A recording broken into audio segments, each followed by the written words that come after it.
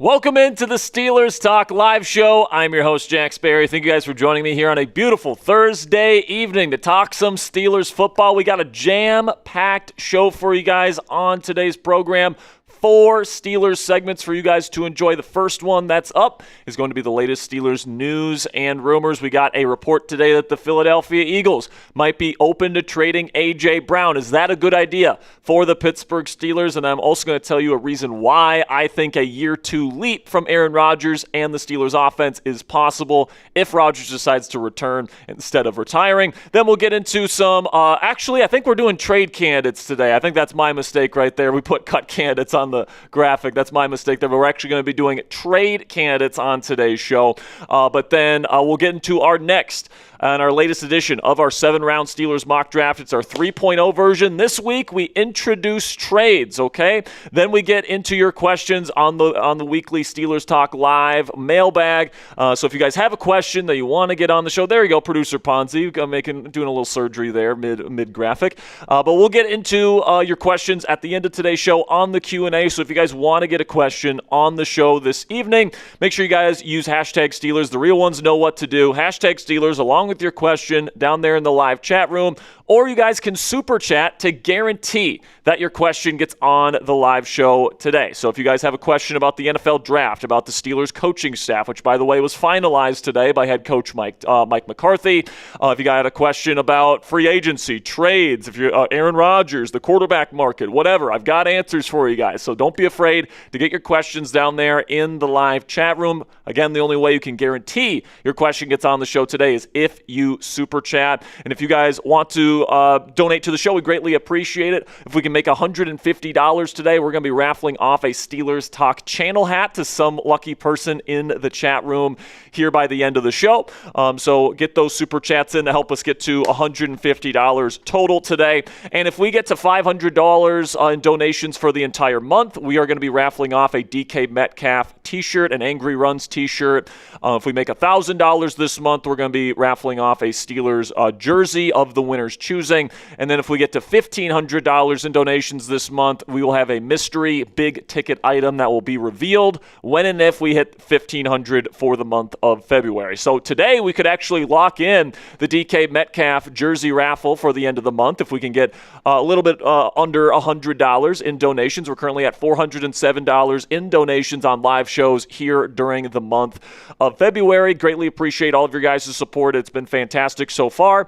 Let's try to get to 500 by the end of the show. That is my goal by the end of this program, that we are officially giving away a DK Metcalf t-shirt at the end of the month. And if you guys want to buy raffle tickets for that raffle, here is how you can buy raffle tickets. $5 gets you 1 raffle ticket, $10 gets you 3, $20 gets you 10, $50 gets you 25 tickets, and you purchase a Steelers Talk hat, one of our channel hats. You don't have to win it in a raffle. You just get it. Ponzi has one for me here that I can show you. It's got the Steelers Talk logo on there. And then if we can get to $100 today, not only do you get to purchase yourself a hat, but also you can give away a hat to somebody in the chat as well, and we'll bang for you. So if you guys want to double your raffle entries for that raffle, all you have to do is donate via Venmo or PayPal. You can find me at Jack Sperry on Venmo or at Captain Jack Rabbit on PayPal. The reason why we double your raffle tickets for Venmo and PayPal donations, guys, is because YouTube takes a 30% cut of every super chat you send in, and then Apple takes another 10%. So we're not taking home a lot of the money that you're sending in via super chats, but if you guys send in your money via Venmo or PayPal, we get to keep more of that money, and that goes towards paying our rent and paying for equipment and all of our merch and stuff like that. So if you guys want to double your raffle tickets today, you can send in your donations via Venmo or PayPal at either one of those locations and either one of those handles. And now I want to see who the real ones are in the chat. We got 270 Yinzers ready to talk some football here today. Spam those me's in the chat for a shout out. I want to see who's here. We got MJ, we got Ragu,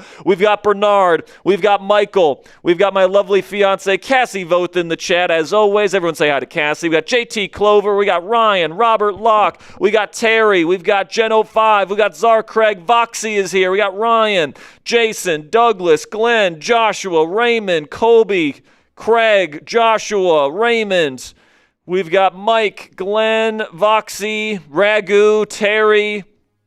Keep spamming those me's, man. Who's all here? We got Hot Rod 24 in the chat. We got Steelers fan for life. Got Robert Derringer. Electric Divergent is here. What's up, my man? Got a good crew of Steelers fans ready to talk some football. Now let's bring in our producer. Mr. Ponzi is here. And Ponzi, now that we have the coaching staff all set in stone now, we can really, put our focus on free agency, trades, and the NFL draft and building this roster so that hopefully this next year's Steelers team can, kind of break past the 10-win mark that they've had and we've been stuck at the last 3 years. And honestly, man, we put out a video earlier today about the ways in which Mike McCarthy is an upgrade over Mike Tomlin, which is I think the schemes on both sides of the ball are better. I think the coaching staff in general is better. I think he's going to embrace analytics more, which I think will be a positive. I think the one negative is that you're not getting Tomlin's charisma, his leadership, his motivation ability, his culture building. That was his superpower, but I think he had a lot of other shortcomings that held the team back. Now, with Mike McCarthy, if you build this roster out the right way, you have the right quarterback, you bring in the right people at corner and left guard and the wide receiver room especially, I don't think there's anything stopping the Steelers team from, getting more wins and maybe winning the division again and, really putting themselves in position to win playoff games next year as opposed to just making the playoffs and then getting ramrodded. And, I really think, the Steelers made in terms of coaching scheme, I think, the Steelers made an upgrade at both positions in terms of, OC, obviously, Mike McCarthy will be calling the plays. He's had a top 10 offense multiple years in the NFL. I believe he's only had, outside the top 10 a couple seasons, and that's when his quarterback has been hurt. Yeah. And then, Patrick Graham, very versatile, maybe can finally get, this defense, to the level that they really should be at. Yeah. I feel like, Mike Tomlin and Terrell Austin have had this defense, I feel like, underperforming their talent. Now I can feel like they could overperform their talent, even with, an aging TJ Watt. Patrick Queen, we don't know if he's going to be traded or cut this offseason, but I feel like, if there's anyone who could get the most out of Patrick Queen, it would be Patrick Graham. And, I think, when you go into the season, I think 10 wins should be, the mark that the Steelers team should look for. There's no reason why they couldn't be able to get 11, 12 wins, especially in the AFC North where there's new coaching and Zach Taylor all around. Exactly, and I think a lot of people look at the McCarthy hire and think it's just like a stay-in-place kind of move where it's like you're not going for the high upside move, but like even though he's 62 years old, he's the oldest head coach in Steelers history as we speak right now. I think he's somebody where we look, a couple months down the road here, a year down the road, and we're saying, man, the schemes look a lot more modern on both sides of the football. He put together a pretty darn good staff, and, he's setting a foundation for the future here in Pittsburgh that not only allows them to win now. I mean, remember, last year, the Super Bowl champions this year, the Seattle Seahawks were sitting in a very similar spot to where we're sitting at right now. Only we were division champions last year and made the playoffs. They didn't even make the playoffs last year, guys. One good offseason, and they're able to become Super Bowl champions. And I look at this roster here in Pittsburgh. We've got a lot of talent on this group, guys. We just had a couple of really definable weaknesses on this roster last year that, by the way, are very fixable with the cap space, with the draft picks that you have. There's no reason why a good offseason by Omar Khan and Mike McCarthy can't lead to an 11, 12, even 13-win season here with the Pittsburgh Steelers. But obviously there's work to be done. You got to do it, and you got to do it fast with a new head coach here in Pittsburgh. Got some super chats here to get to before we get into our first segment today. Make sure I got this right. Here we go. And we got Bernard here, $2, says Pony and Miller acting like A-Rod was trash. Yeah, I disagree with those guys. Mulsey is particularly anti-Rodgers, and I think, he thinks that he held the team back and all these different things. But, like, I look at the offense last year, and I was like, what was exactly the expectation with the wide receiver room that we had? Was the expectation that Rodgers was going to go out there and, with one legitimate receiver who's getting double-teamed all the time, that he was going to be lighting up the world and being vintage Aaron Rodgers? Like, I think that, the wide receiver room really put a very solid cap on what the offense could be. And I think Rodgers, for the most part, did a really good job at maximizing what that offense could have been last year, because you just couldn't, throw the ball down the field because nobody was getting open down the field. So what did he have to do instead? He had to get the ball get rid of the ball quickly. He had to avoid sacks, avoid turnovers, be methodical, and, get the ball out in space to playmakers so that they could run after the catch instead of, them getting open down the field with their route running. I thought it was a very smart brand of football that Aaron Rodgers played. And then also, it was the first year working with a new group of guys. I mean, when you look at Rodgers, especially with his style of offense, which really depends on chemistry and connection and all that different stuff, it usually takes a year for him to get used to a new system. All right, you look at, what we're going to talk about today in our first segment. You look at his early days in Green Bay, his first year in Green Bay under McCarthy, second year was a lot better. Same thing goes for the second year when he was in Matt LaFleur's system. Okay, and you might be saying, but, we're bringing in a new system now with Mike McCarthy. It's really not that dissimilar from what the Steelers ran last year on offense in terms of, the pass to open up the run and, shotgun passing and stuff like that. If they can just get Rodgers a couple more good weapons and, to get DK Metcalf some help and open him up a little bit more, I think that's just going to be a compounding effect that allows Rodgers to have a year two leap, even compared to where it was last year. And it's not even like this offense was that bad last year. I mean, they were above league average in points per game scored. They were slightly below average, but around, the middle of the league in EPA per play and success rate. And that is with maybe the worst wide receiver room in the league, at the very best, like a bottom three wide receiver room in the league. And, when you got a non-mobile quarterback like Aaron Rodgers, guys, you have to give him weaponry that can get open, or else he's just going to dump it off quickly because that's the best that he can do, because he doesn't have the athleticism to run with the football or extend plays like crazy, like a Lamar Jackson or a Kyler Murray or any of these guys that can make plays out of structure. Rodgers has to get the ball out fast, just like Tom Brady did, just like Drew Brees did, just like Peyton Manning did, just like all these different guys. Matthew Stafford had 1 rushing yard this year, won a league MVP. So everybody talks about Rodgers like he's completely washed up. But, I look at what he did last year, and I'm like, man, he really made the most of a bad situation. We can't complain about the wide receiver room and how bad it is and how bad Arthur Smith is as a play caller and say Aaron Rodgers was terrible last year. Like, that's just not the case. Not to mention he's going to be super affordable, probably signs for like a $10 million deal or maybe even less. Like, he has a ton of playoff experience in an AFC where there's a lot of young quarterbacks that don't have a lot of playoff experience. Like, I look at Aaron Rodgers as giving this team the best possible chance to compete in the short term while they figure out the long-term strategy.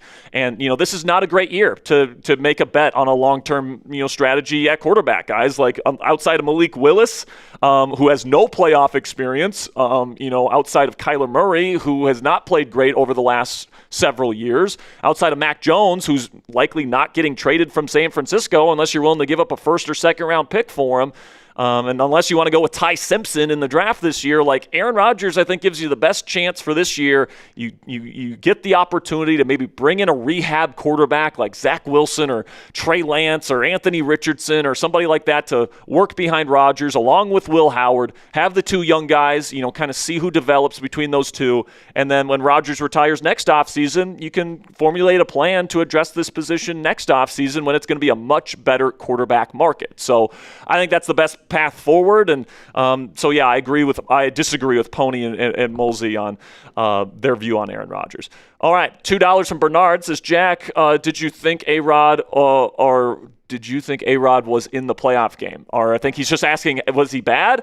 I mean, listen, man, he wasn't great, but once again, I point to what was the expectation. Like, they had the best man-to-man defense in football with one of the best, if not the best, edge rusher duo.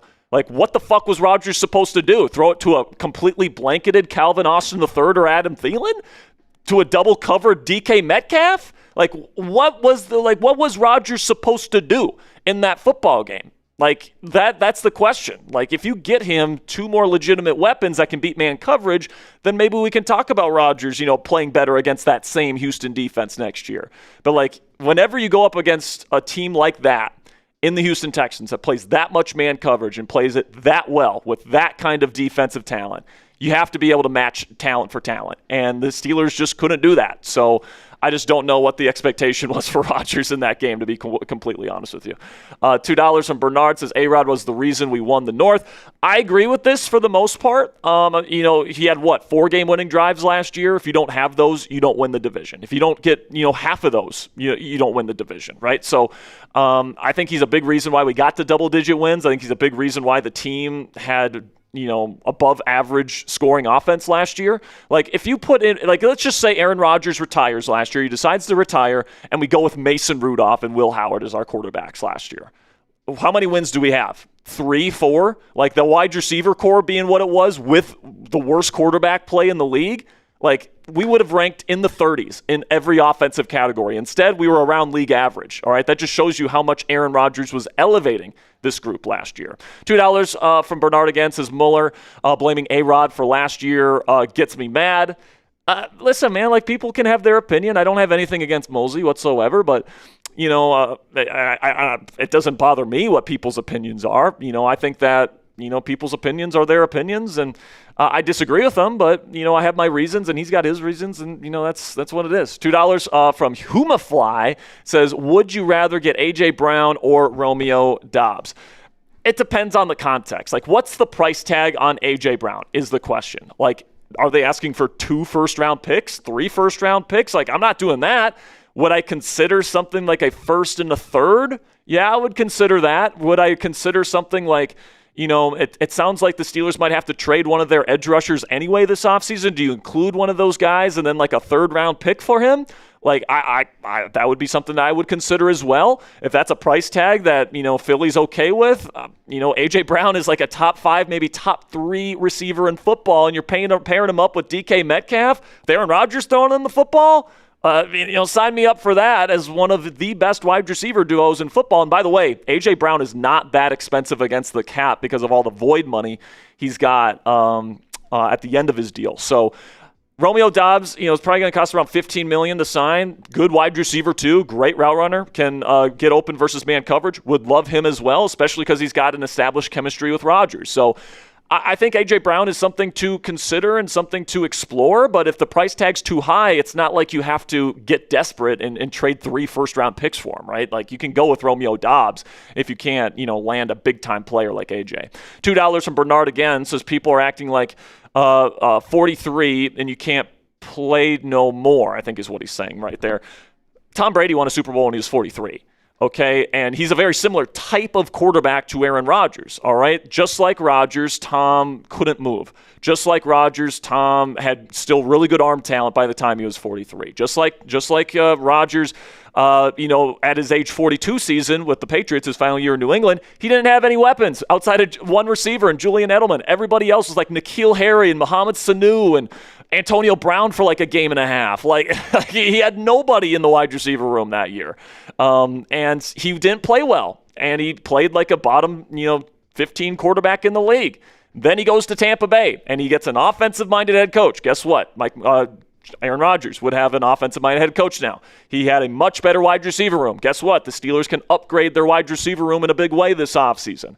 All right, and what happens? He wins the freaking Super Bowl after a season where he doesn't look that good at age 42. So I could see something very similar happening with Aaron Rodgers. I'm not guaranteeing it, but is it impossible that if the Steelers get 2 more legitimately good wide receiver weapons, they use Pat Freiermuth in the right way next year, they bring back Kenny Gainwell, the defense gets turned around, that Aaron Rodgers, playing the smart brand of football that he's capable of playing? Is it impossible that he could lead us on a run? I don't think it's impossible. I certainly don't think that. $5 from Trumper says, anyone else like the idea of trying to get CeeDee Lamb? Why would they trade him? Sure, the idea is great. Hey, guys, why has nobody thought of this idea? Why don't we just trade for Josh Allen? Oh, my gosh, it would solve all of our issues at quarterback, right? They're not trading CeeDee Lamb, Trumper. There's realistic possibilities, and then there's trading CeeDee Lamb, and he's under contract for multiple years. They love him there in Dallas. I see close to a 0% chance they trade CeeDee Lamb. $2 from Bernard says, did you think A-Rod was better this year than Russ? Yes, he was an upgrade this year. I think anybody that watched the Steelers offense this year could easily see that Rodgers was better than Russ. What did Russell Wilson do? He had a really good deep ball, but he would never check it down. He would never throw it short, and he would take a lot of sacks. Rodgers was kind of the complete opposite. If anything, he struggled throwing the ball down the field more, but he was really good at, distributing, playing point guard, getting the team into the right play, getting the ball to a playmaker out in space so that they could run after the catch, all those different things. And I think that style of play is better than, especially with the personnel that they had the last 2 years on offense, than what Russ and what Justin Fields were bringing to the table. So Aaron Rodgers has been the best quarterback the Steelers have had since prime Big Ben Roethlisberger, all right? Like, plain and simply. $5 from Darian Wilson says, I can't wait to see who we get in the draft. Yeah, man. I mean, we're going to have to wait a couple more months, but we're going to get you guys daily coverage of draft season for your Pittsburgh Steelers right here on Steelers Talk. So we're going to do a little bit of draft stuff today with our mock draft. So make sure you stick around, Darian. $2 from the Kid Genius says, trade pick 21 and a third to move up for Jordan Tyson. Listen, man, we're going to talk about it today. We're going to talk about it today at some point. I don't think the Steelers necessarily need to trade up for Jordan Tyson, because here's the thing. He is definitely a medical red flag. He had a complete knee reconstruction a couple years ago. He had a collarbone injury, just dealt with a hamstring thing. There is serious concerns that he's even going to be able to stay healthy at the NFL level. And in my opinion, there's 4 great receivers in this class, okay? 4 tier 1 guys, as far as I'm concerned. You've got Mekhi Lemon, you've got Jordan Tyson, you've got Carnell Tate, and then you got Omar Cooper Jr. from Indiana. Those are the 4 guys that I think are awesome, okay?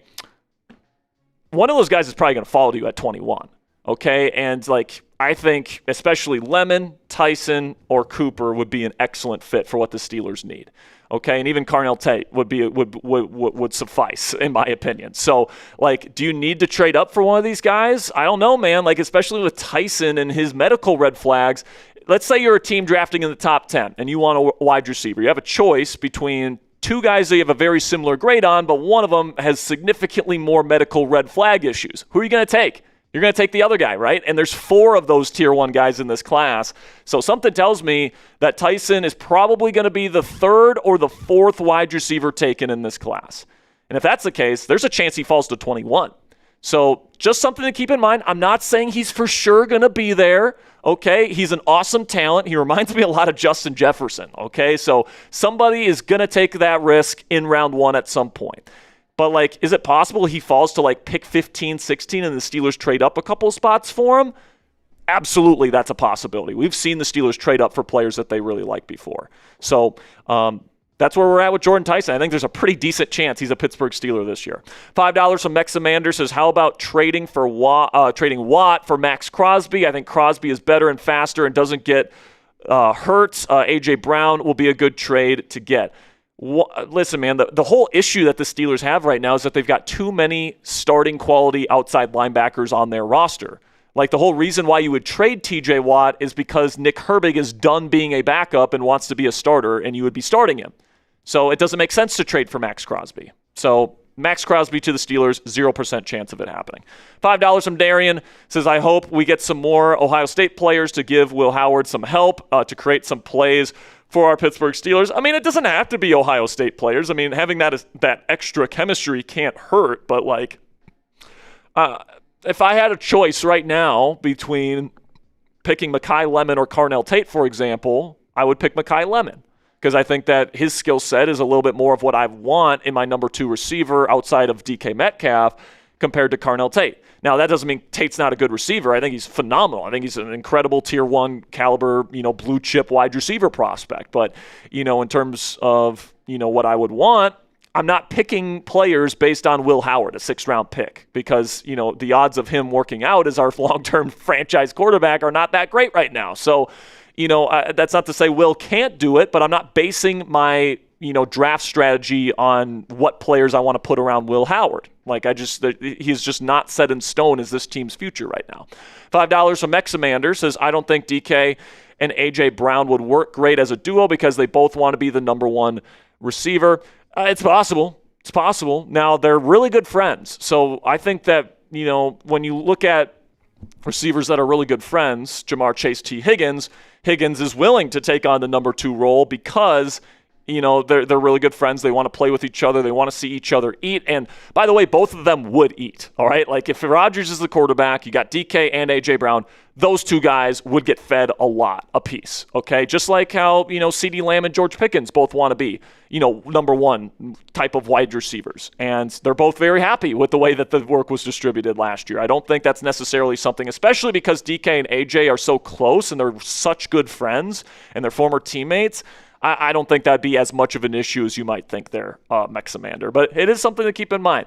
All right, now before we get into our first segment today, I do want to give all 448 of you guys a chance to go down to chatsports.com/pitgreen and pick up our new merch for St. Patrick's Day. This is our Steel City Drinking Team T-shirt. It is now available, guys. It's only $29.99, and I think that you guys are going to absolutely love this stuff. I love that a green color, and you got the Steel City on there with the Steelers helmet on there with the clover, and it's made with really great materials. We're really proud of this stuff, guys. So the more that we sell, the more merch opportunities that we get from our design team here at Chat Sports. You guys absolutely knocked the Valentine's Day stuff out of the park with our Married Into This collection. That's why our bosses have fast-tracked this St. Patrick's Day gear just for you guys. So chatsports.com/pitgreen to get your t-shirt today. Really do appreciate all of your guys' support. And if you're somebody that loves Irish culture and all those different things, the Steelers are definitely connected to Ireland in many ways with the late, great Ambassador Rooney. You guys can get the t-shirt today, chatsports.com/pitgreen. Ponzi's putting the link to that one in the comments and description of today's show. All right, some great questions to kick off today's show. And Cassie just sent me a message here, so let me see what she sent me. Oh, never mind. That was my dad sent it to me. I guess I'll check that out later. But we'll get into our first segment of the day here. The latest news and rumors surrounding the Pittsburgh Steelers. Should the Steelers trade for A.J. Brown? I'm going to be breaking it down for you guys right here on Steelers Talk.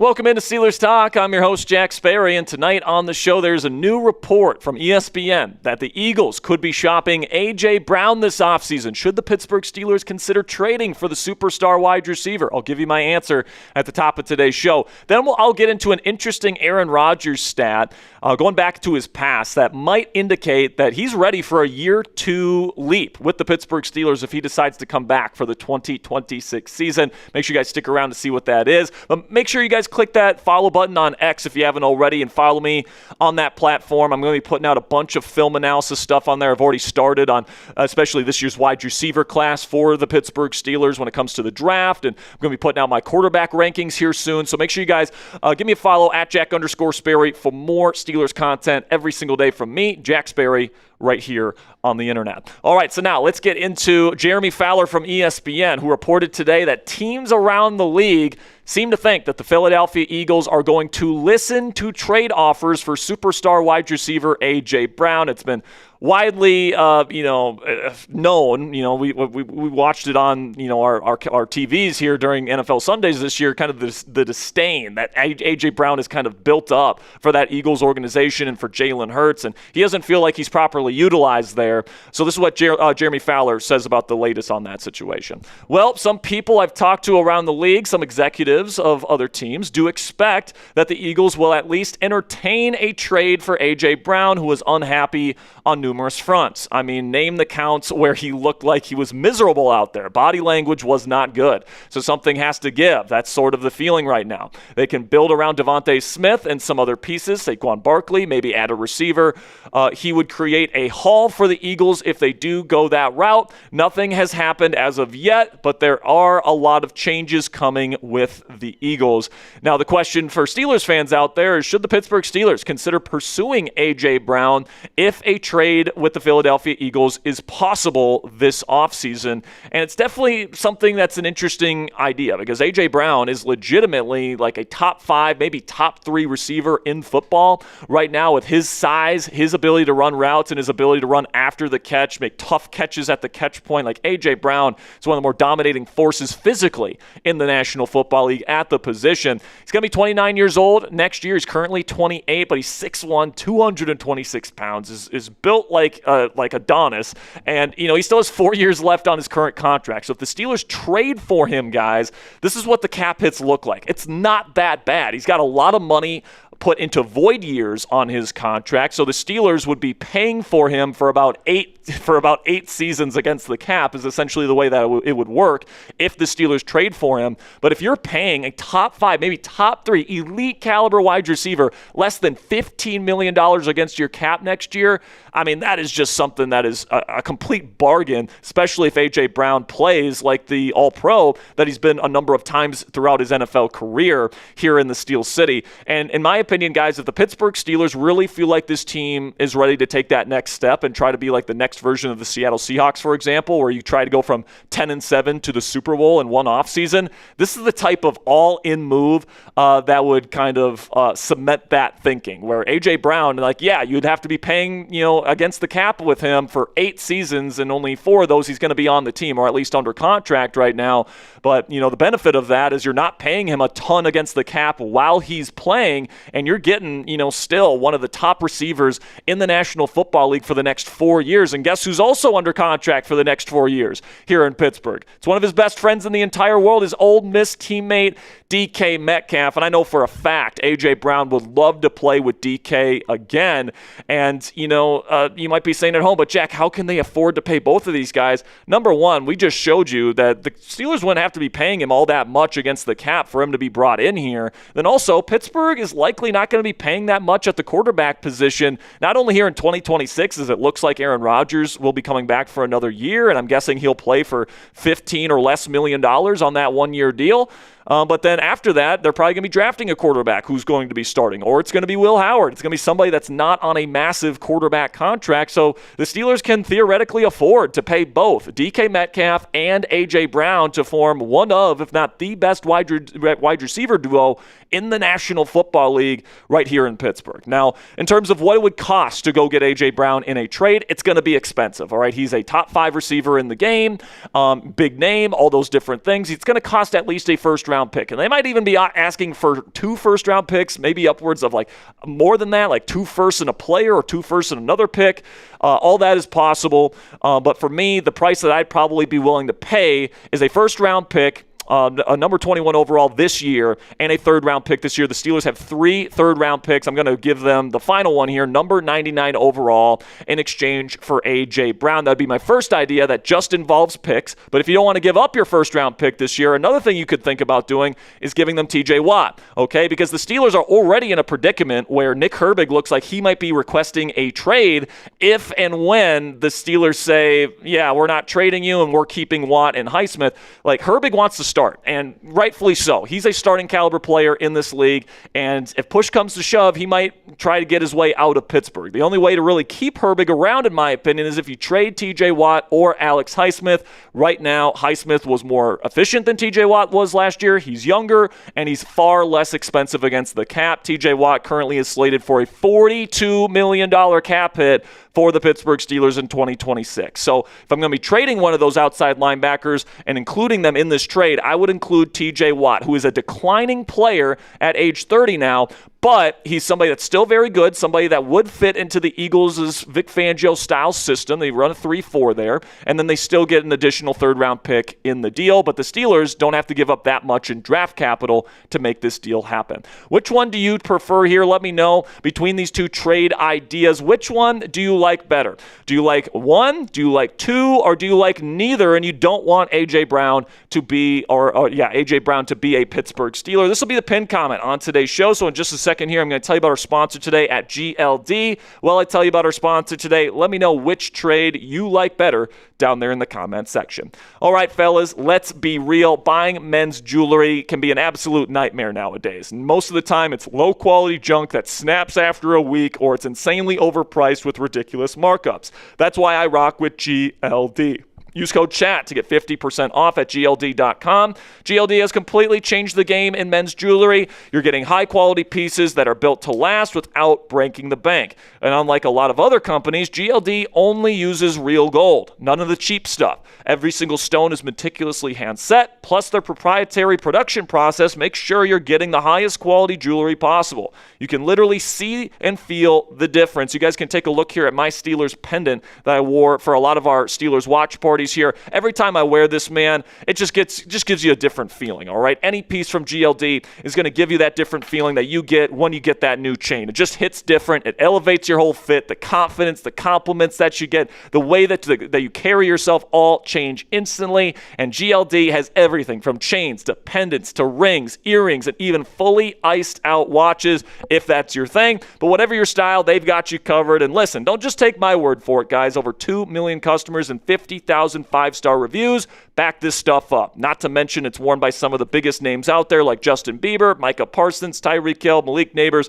A$AP Rocky, and a ton more. The best part, though, is that every single piece from GLD is guaranteed for life. It's literally built to last the rest of your life, just like your love for the Pittsburgh Steelers. Work hard and change the game right now. GLD is making shopping easy for you guys for only a limited time. New customers can get an insane deal. Use code CHAT to get 50% off at GLD.com. That's 50% off with code CHAT at GLD.com. After your purchase, they'll ask where you heard about them. Please support our show and tell them that we sent you. And a big thank you to GLD for sponsoring tonight's edition of Steelers Talk.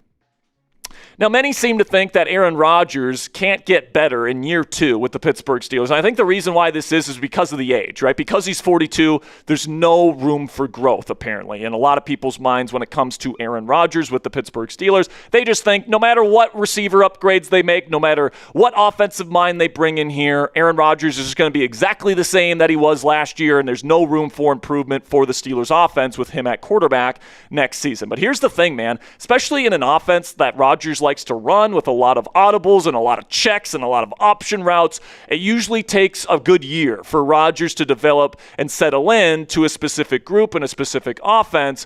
And we've seen this over the course of his career, and he even broke this down for us towards the end of this season where he kind of pondered, what it would look like in a second year here with the Pittsburgh Steelers. He said anytime you're in a first-year offense, there's always some growing pains in the offense. So it's like you feel like if you had another year, what could you do? I look at 2019, the first year with Matt LaFleur, the way I played in 2019, and then kind of the adjustments we made in the offseason, and then the way in 2020 that I played in 2020, which was just kind of in a whole other level. I think a lot of that is just familiarity with the offense and the guys, and we've done the best that we could with our conversations and our meeting time outside the facility and our meeting time inside the facility. Obviously, the more years you get in a system with the same guys, the more continuity you have, the better you feel you can play. And we've seen this phenomenon kind of play out throughout Aaron Rodgers' career. His first year as a full-time starter under Mike McCarthy, by the way, in 2008 in Green Bay. It's a pretty decent season, right? 28 touchdowns, 13 interceptions, a quarterback rating over 90.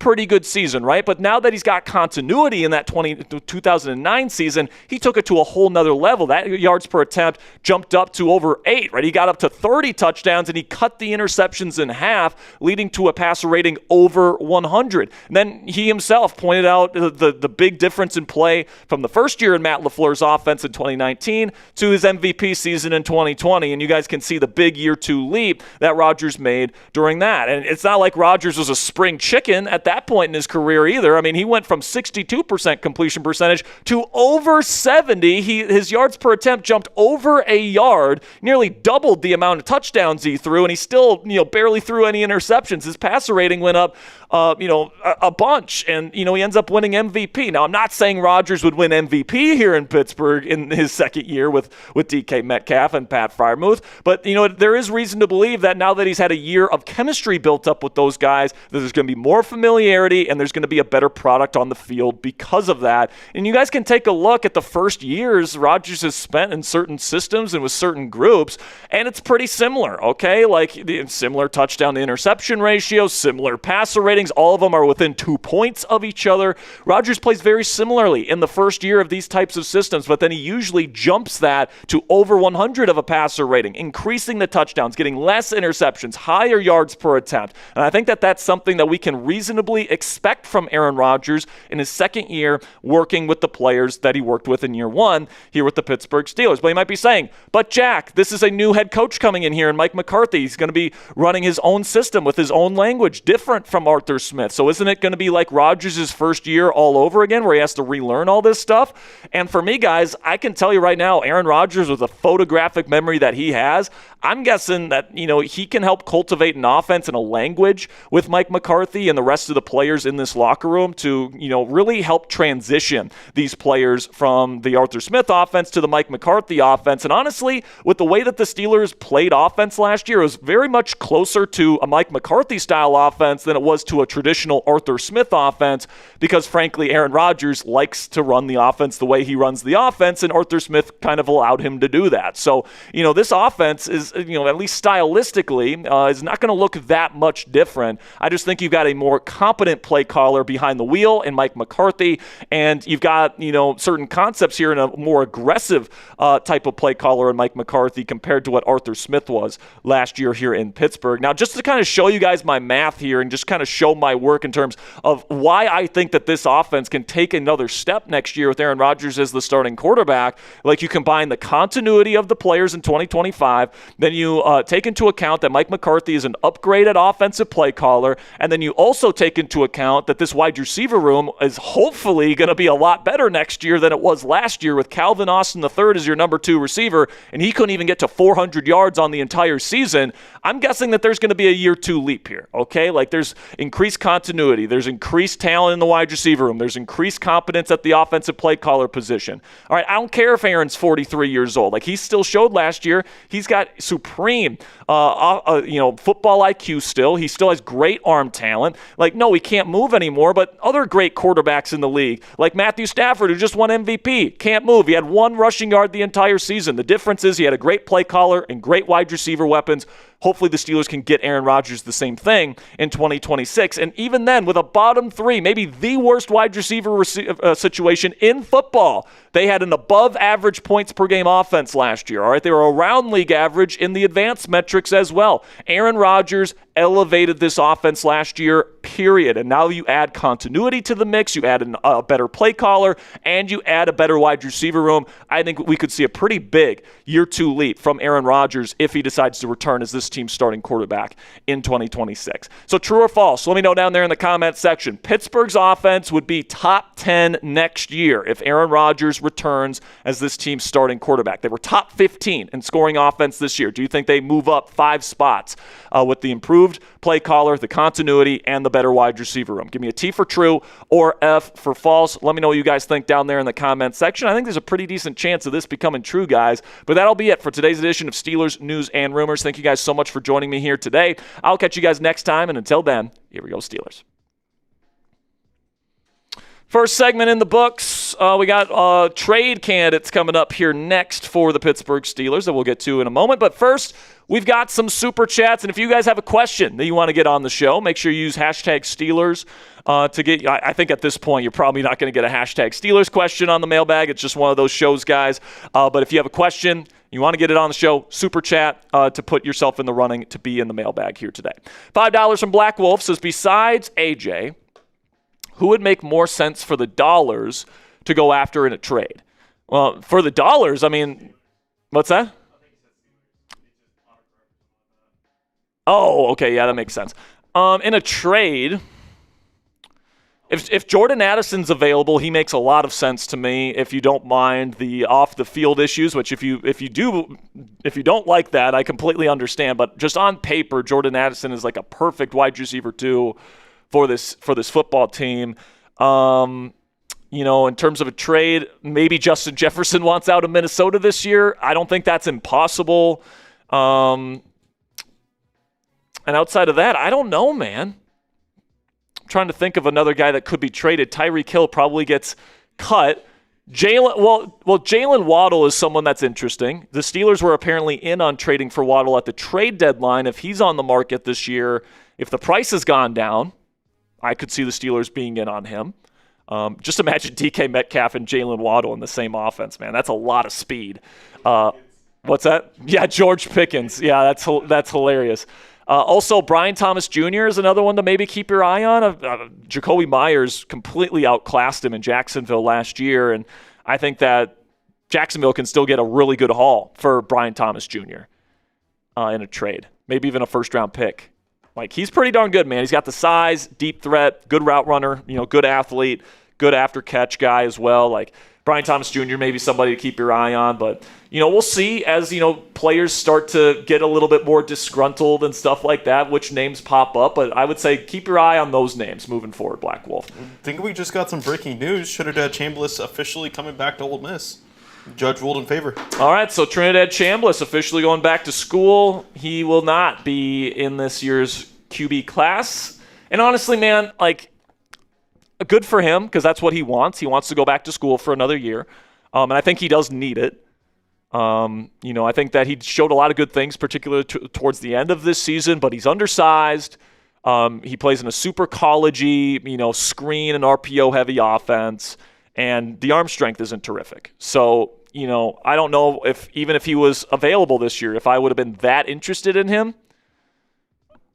I think he's more of like a late day 2, early day 3 kind of developmental prospect guy. And, I wouldn't have minded him in the 4th round, but I feel like if you wanted him, you probably had to take him in the 2nd. And I just don't want the Steelers to do that this year. $2 from Bernard. Says guys are saying if A-Rod comes back, we're back to mid. Listen, man, it's always a possibility. If they fuck up the wide receiver room again, if Rodgers gets injured, there's a number of different things that could happen. The offensive line could regress. There's always a lot of possibilities, but as we just laid out in that video, there's a lot of possibilities for growth. I mean, and I don't think a lot of people really see it that way with a quarterback that's 42. Everyone thinks, oh, you're 42, you can't get better. You're kind of who you are at that point. But, I think players get better and worse based on their surroundings, especially if you're a non-mobile pocket passer. And if the Steelers can make the surroundings better for Aaron Rodgers this year, I believe he can be a top 15, maybe even top 10 level passer in the game. And the offense can be a top 10 level group. And then if the defense is as good as they're capable of being under Patrick Graham, we're looking at one of the more balanced teams in the National Football League next year. So, I wouldn't necessarily call that mid. Mid to me is 8-9, 9-8. Steelers have been a step above that the last 3 years where they've been good, but they haven't been great. And, that's the step that they're trying to take this year. And honestly, I do think that step is possible even with Aaron Rodgers back at quarterback next year. $5 from Interstellar Reapers. Is Alex Highsmith better than Max Crosby? Also, do you think Cam Hayward and Rodgers are going to stay and sign new contracts? Well, Hayward's under contract, so he doesn't need to sign a new contract. Rodgers would. He's a free agent, and I do think he'll be back, and I think both of them are going to be playing next year. I feel like both of them feel like this is a good enough team to come back and try and win a Super Bowl with. Then, when it comes to Highsmith, I wouldn't say he's better than Max Crosby. When Crosby's healthy, he's one of the best in the game. Highsmith's very, very good. But I don't know if I'd put him in the elite tier when he's healthy, whereas I would put Crosby in that tier when he's healthy. So Highsmith, Crosby, 2 guys that have been hurt on and off the last couple seasons, so I would say Crosby's better than Alex Highsmith. $2 from Bernard Nixon says that Houston D made Pat and Josh look bad too. Josh, I'm blanking on Josh. Oh, okay. I see what you mean. Made the Pats and Josh Allen look bad too. Yeah, but they weren't as bad as the Steelers were, right? Well, I mean, Houston was really bad too, I guess, but C.J. Stroud's not a very good quarterback, and Josh Allen is, but he was playing apparently through some sort of fracture or something like that towards the end of the season. Houston's defense is really good, so I can't sit up here and say Rodgers played well in the playoff game. He didn't. I will say DK Metcalf's drop at the early stages of the game really loomed large, but there just wasn't a whole lot open for him. So, if you're sitting there and you're blaming Aaron Rodgers for that loss, I just don't know what game you were watching because there was nobody open. What was the expectation? That he was going to, that he was going to, magically use the force on these cornerbacks to like get them off his receivers and then throw it to him? Like, no. Like, you have to have guys that can separate, especially if you're a pocket passer, and the Steelers didn't have anybody that night that could do that. So that's unfortunate. $2 from Bernard again says A-Rod got 39 game-winning drives, including the playoffs. Yeah, man, like he's been around for a long time, so you're going to have a lot of game-winning drives. All right, is that it? Got more. Okay. Bernard says, would you take Carr and Kirk over A-Rod? No, I'm taking Aaron Rodgers over both of them. YouTuber says, move, cut, Queen, trade up, and take Sonny Styles. Trading up for a linebacker has not worked out well for the Steelers in years past, looking back at Devin Bush. And, Bush ended up playing really well elsewhere. So, listen, man, I'm honestly... Just because the Steelers can afford to do it this year, I'm almost more in the camp of keeping Patrick Queen. And the reason why I say that, guys, is because linebackers have very notoriously been really, really bad in Mike Tomlin and Terrell Austin's system. All right, Julian Edelman has made fun of the Steelers for how bad their defensive system is in terms of what kind of positions they put their linebackers in. They ask their linebackers to cover the number 3 receiver in the slot in trips formations. That's how stupid Mike Tomlin and Terrell Austin were at times, quite frankly. And, putting your linebackers in those kinds of situations makes them look worse than they actually are. And I think Patrick Queen wanted to say a lot of that last year, and, it just would have been unbecoming of him to be able to do that. But like Patrick Queen was an all-pro caliber player in a competent defense, ran by Mike McDonald in Baltimore. He's still super athletic. He hustles his ass off. All those different things. He needs to clean up the missed tackles. He does. All right. He needs to be better in coverage. I'm not trying to say that he's like this, like all-pro, best linebacker in the league. But like when I look at the alternatives, like Peyton Wilson, as much as I like his upside, can't really count on him because he got benched for Malik Harrison at the end of last year. Malik Harrison is not good in pass coverage. So it's like you get rid of Patrick Queen, who are going to be your linebackers next year? Like Patrick Queen, I feel like is somebody that I wouldn't extend him. I would keep him for one more year, and I would probably draft a linebacker at some point in the draft this year to replace him in 2027. But like if the goal is to win now, I don't know how getting rid of Patrick Queen makes your linebacker room better. That's the thing. Now, unless you need that $13.3 million for something else in free agency or in a trade or something like that, then it's okay.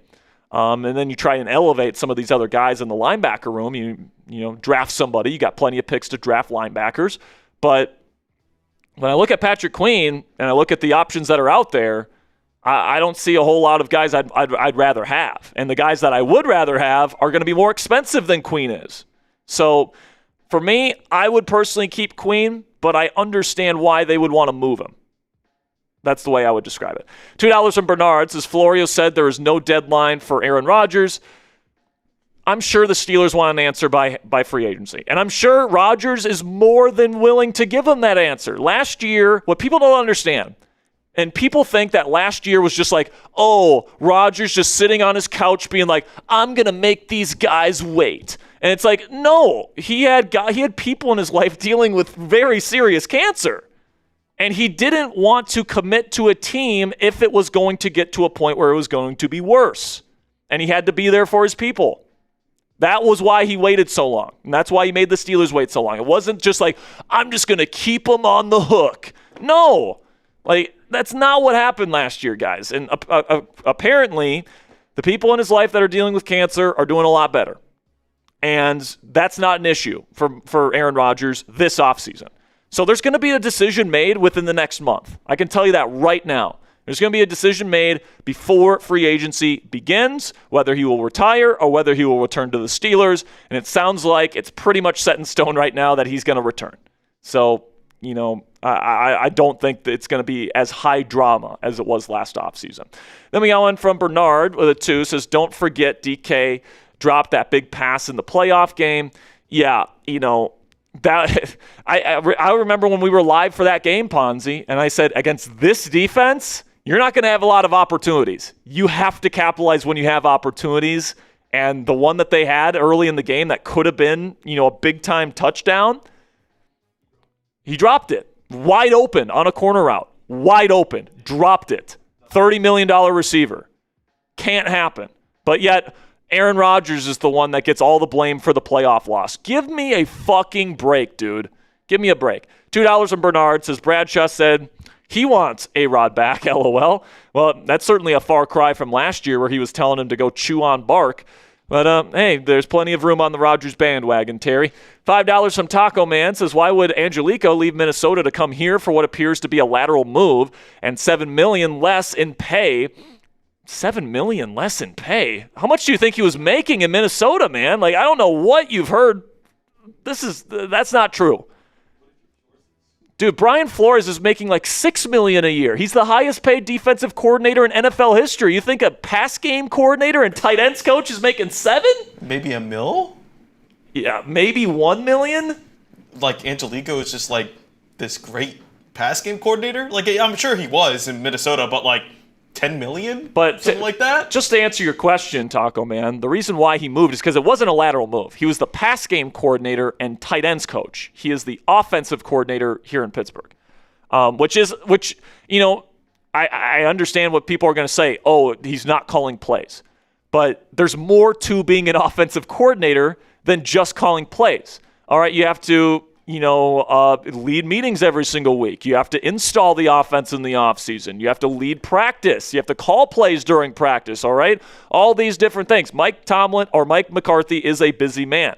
So when he's not able to run offensive meetings and all these different things, Angelico is going to be the one that has to pick up the slack. And he will also be contributing to the weekly offensive game plan. That's a big part of this, okay?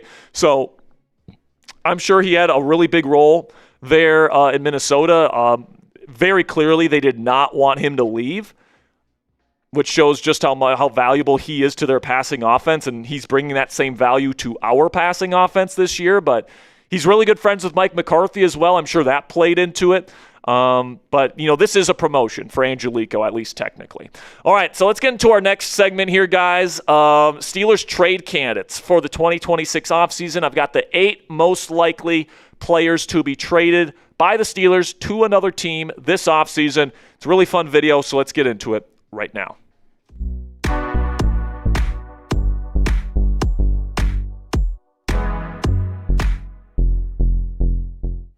Welcome into Steelers Talk. I'm your host, Jack Sperry, and on today's show, I'm going to be breaking down my list of 2026 trade candidates for your Pittsburgh Steelers. 8 players that are currently slated to be on the Steelers roster next season that could possibly be traded during this offseason. Now, before we get into my list of trade candidates today, go ahead and check out our St. Patty's Day t-shirt, currently available on our website, chatsports.com/pitgreen. It is our Steel City Drinking Team t-shirt.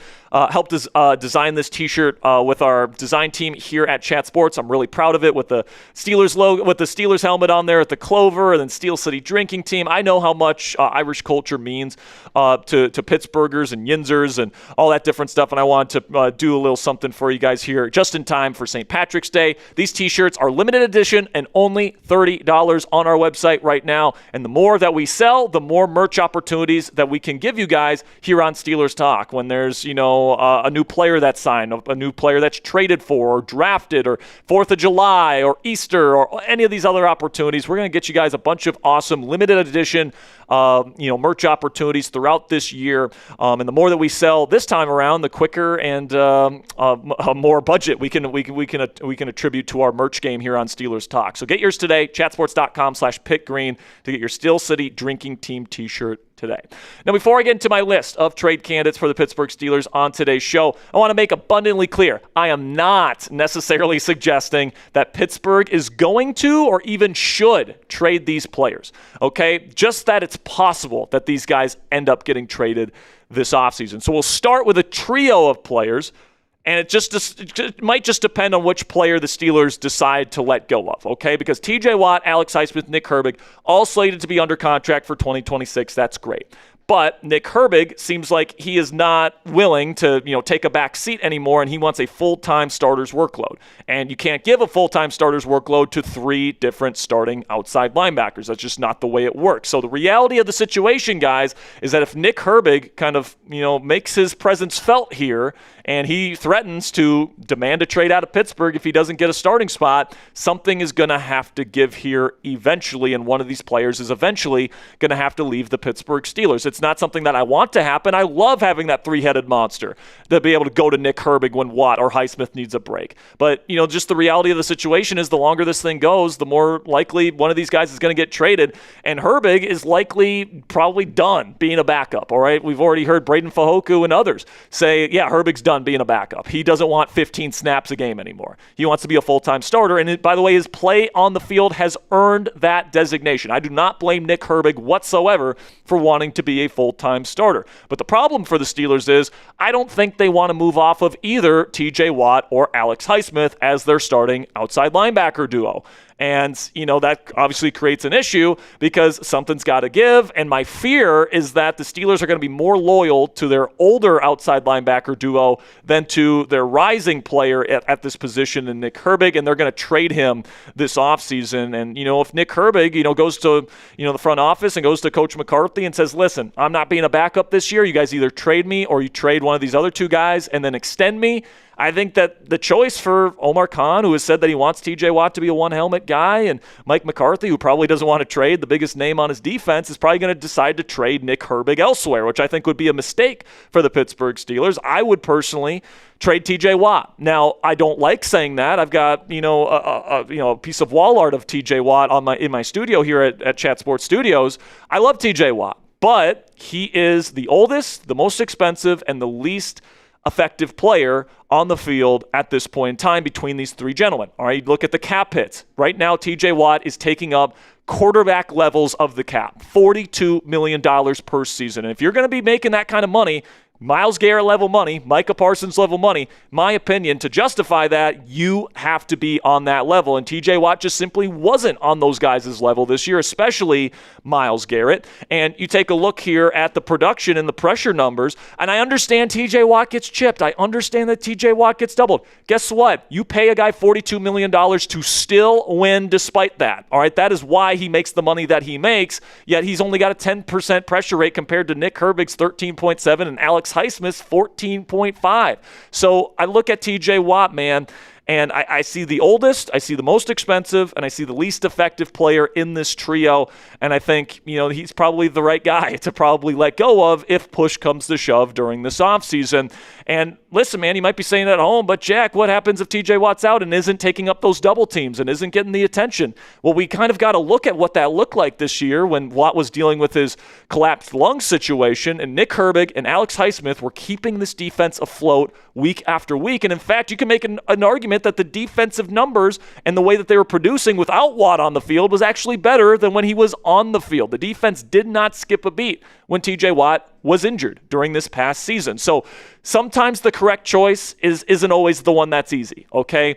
And, this is a cutthroat business, and sometimes you got to make tough decisions for the betterment of the team. And personally, I don't want to see TJ Watt go. I love TJ Watt. I consider him a Steelers legend. But, TJ Watt is also the oldest, most expensive, and least productive out of these 3 guys. And if you're trading a 24-year-old budding potential star edge rusher in Nick Herbig to keep a 31-year-old super expensive TJ Watt on your roster, I think that'd be a massive mistake from the Pittsburgh Steelers, but it's probably the mistake that they'll end up making this offseason. So pick one to trade for me down there in the comments. Would you trade TJ Watt, type TJ, type Alex Highsmith, or type AH if you want Alex Highsmith to be traded, or type NH for Nick Herbig? Let me know what you guys think down there in the comment section. For today's pinned question, just a second here, I'm going to tell you about our sponsor today at Harry's. Well, I tell you about Harry's. Make sure you get down there and let me know which edge rusher you would trade if you had to trade one this offseason. And with that, let's have a word from our sponsor today at Harry's. And before I switch to Harry's, guys, I was just a high school and college kid that had no money, and I couldn't afford the more premium men's grooming products, but I was tired of the bargain brand razors that irritated and even cut my skin. That's where Harry's comes in, and I haven't looked back since. Harry's newest product, Harry's Plus, is their most advanced razor ever, cheaper, and it's still cheaper than Gillette Fusion 5. Harry's Plus has an advanced pivoting system to reach every corner of your face, refined blade tech for a closer, smoother shave, and a weighted metal handle, which is Harry's heaviest handle ever for added control and comfort. But the best part about Harry's Plus is how affordable it is. Harry's owns their own world-class blade factory in Germany, which means no outsourcing and no middlemen to drive up their prices. Because Harry's controls the entire process from steel to shelf, they can keep costs low and pass the savings on to you without sacrificing quality. And if you don't love your shave, Harry's is going to make it right with you, no questions asked. Their risk-free trial means there's zero downside to giving them a shot. So for a limited time only, our listeners can get the Harry's Plus trial set for only $10 at harrys.com/chat. This set includes the all-new Harry's Plus razor, run-and-find 5-blade cartridge, a 2-ounce foaming shave gel, and a travel cover to protect your blades on the go. Just head on over to harrys.com/chat to claim this offer, and after you purchase, they'll ask where you heard about them. Please support our show and tell them that we sent you. And a big thank you to Harry's for sponsoring today's edition of Steelers Talk. Moving on our list here, we'll include Patrick Queen on our list of potential trade candidates for the Pittsburgh Steelers this offseason. And honestly, the Pittsburgh Steelers may just end up cutting Patrick Queen. Now, the thing is, you save the same amount of money against the cap, $13.3 million, whether you trade or cut Patrick Queen. So if you can trade him, why wouldn't you? Like, if you can get an additional day 3 draft pick for Patrick Queen, why wouldn't you do that instead of just letting him hit the open market? Other than maybe he gets a big contract somewhere else and you get a conditional pick in 2027. That's a possibility. But, you know, you look at Patrick Queen's production from last year, it wouldn't surprise me if they decide to let him go because he is one of the highest paid linebackers in all of football, but he was bottom 10 in overall PFF grading. All right, he was bottom 20 in run defense grade last year, bottom 5 in coverage grade among linebackers, right?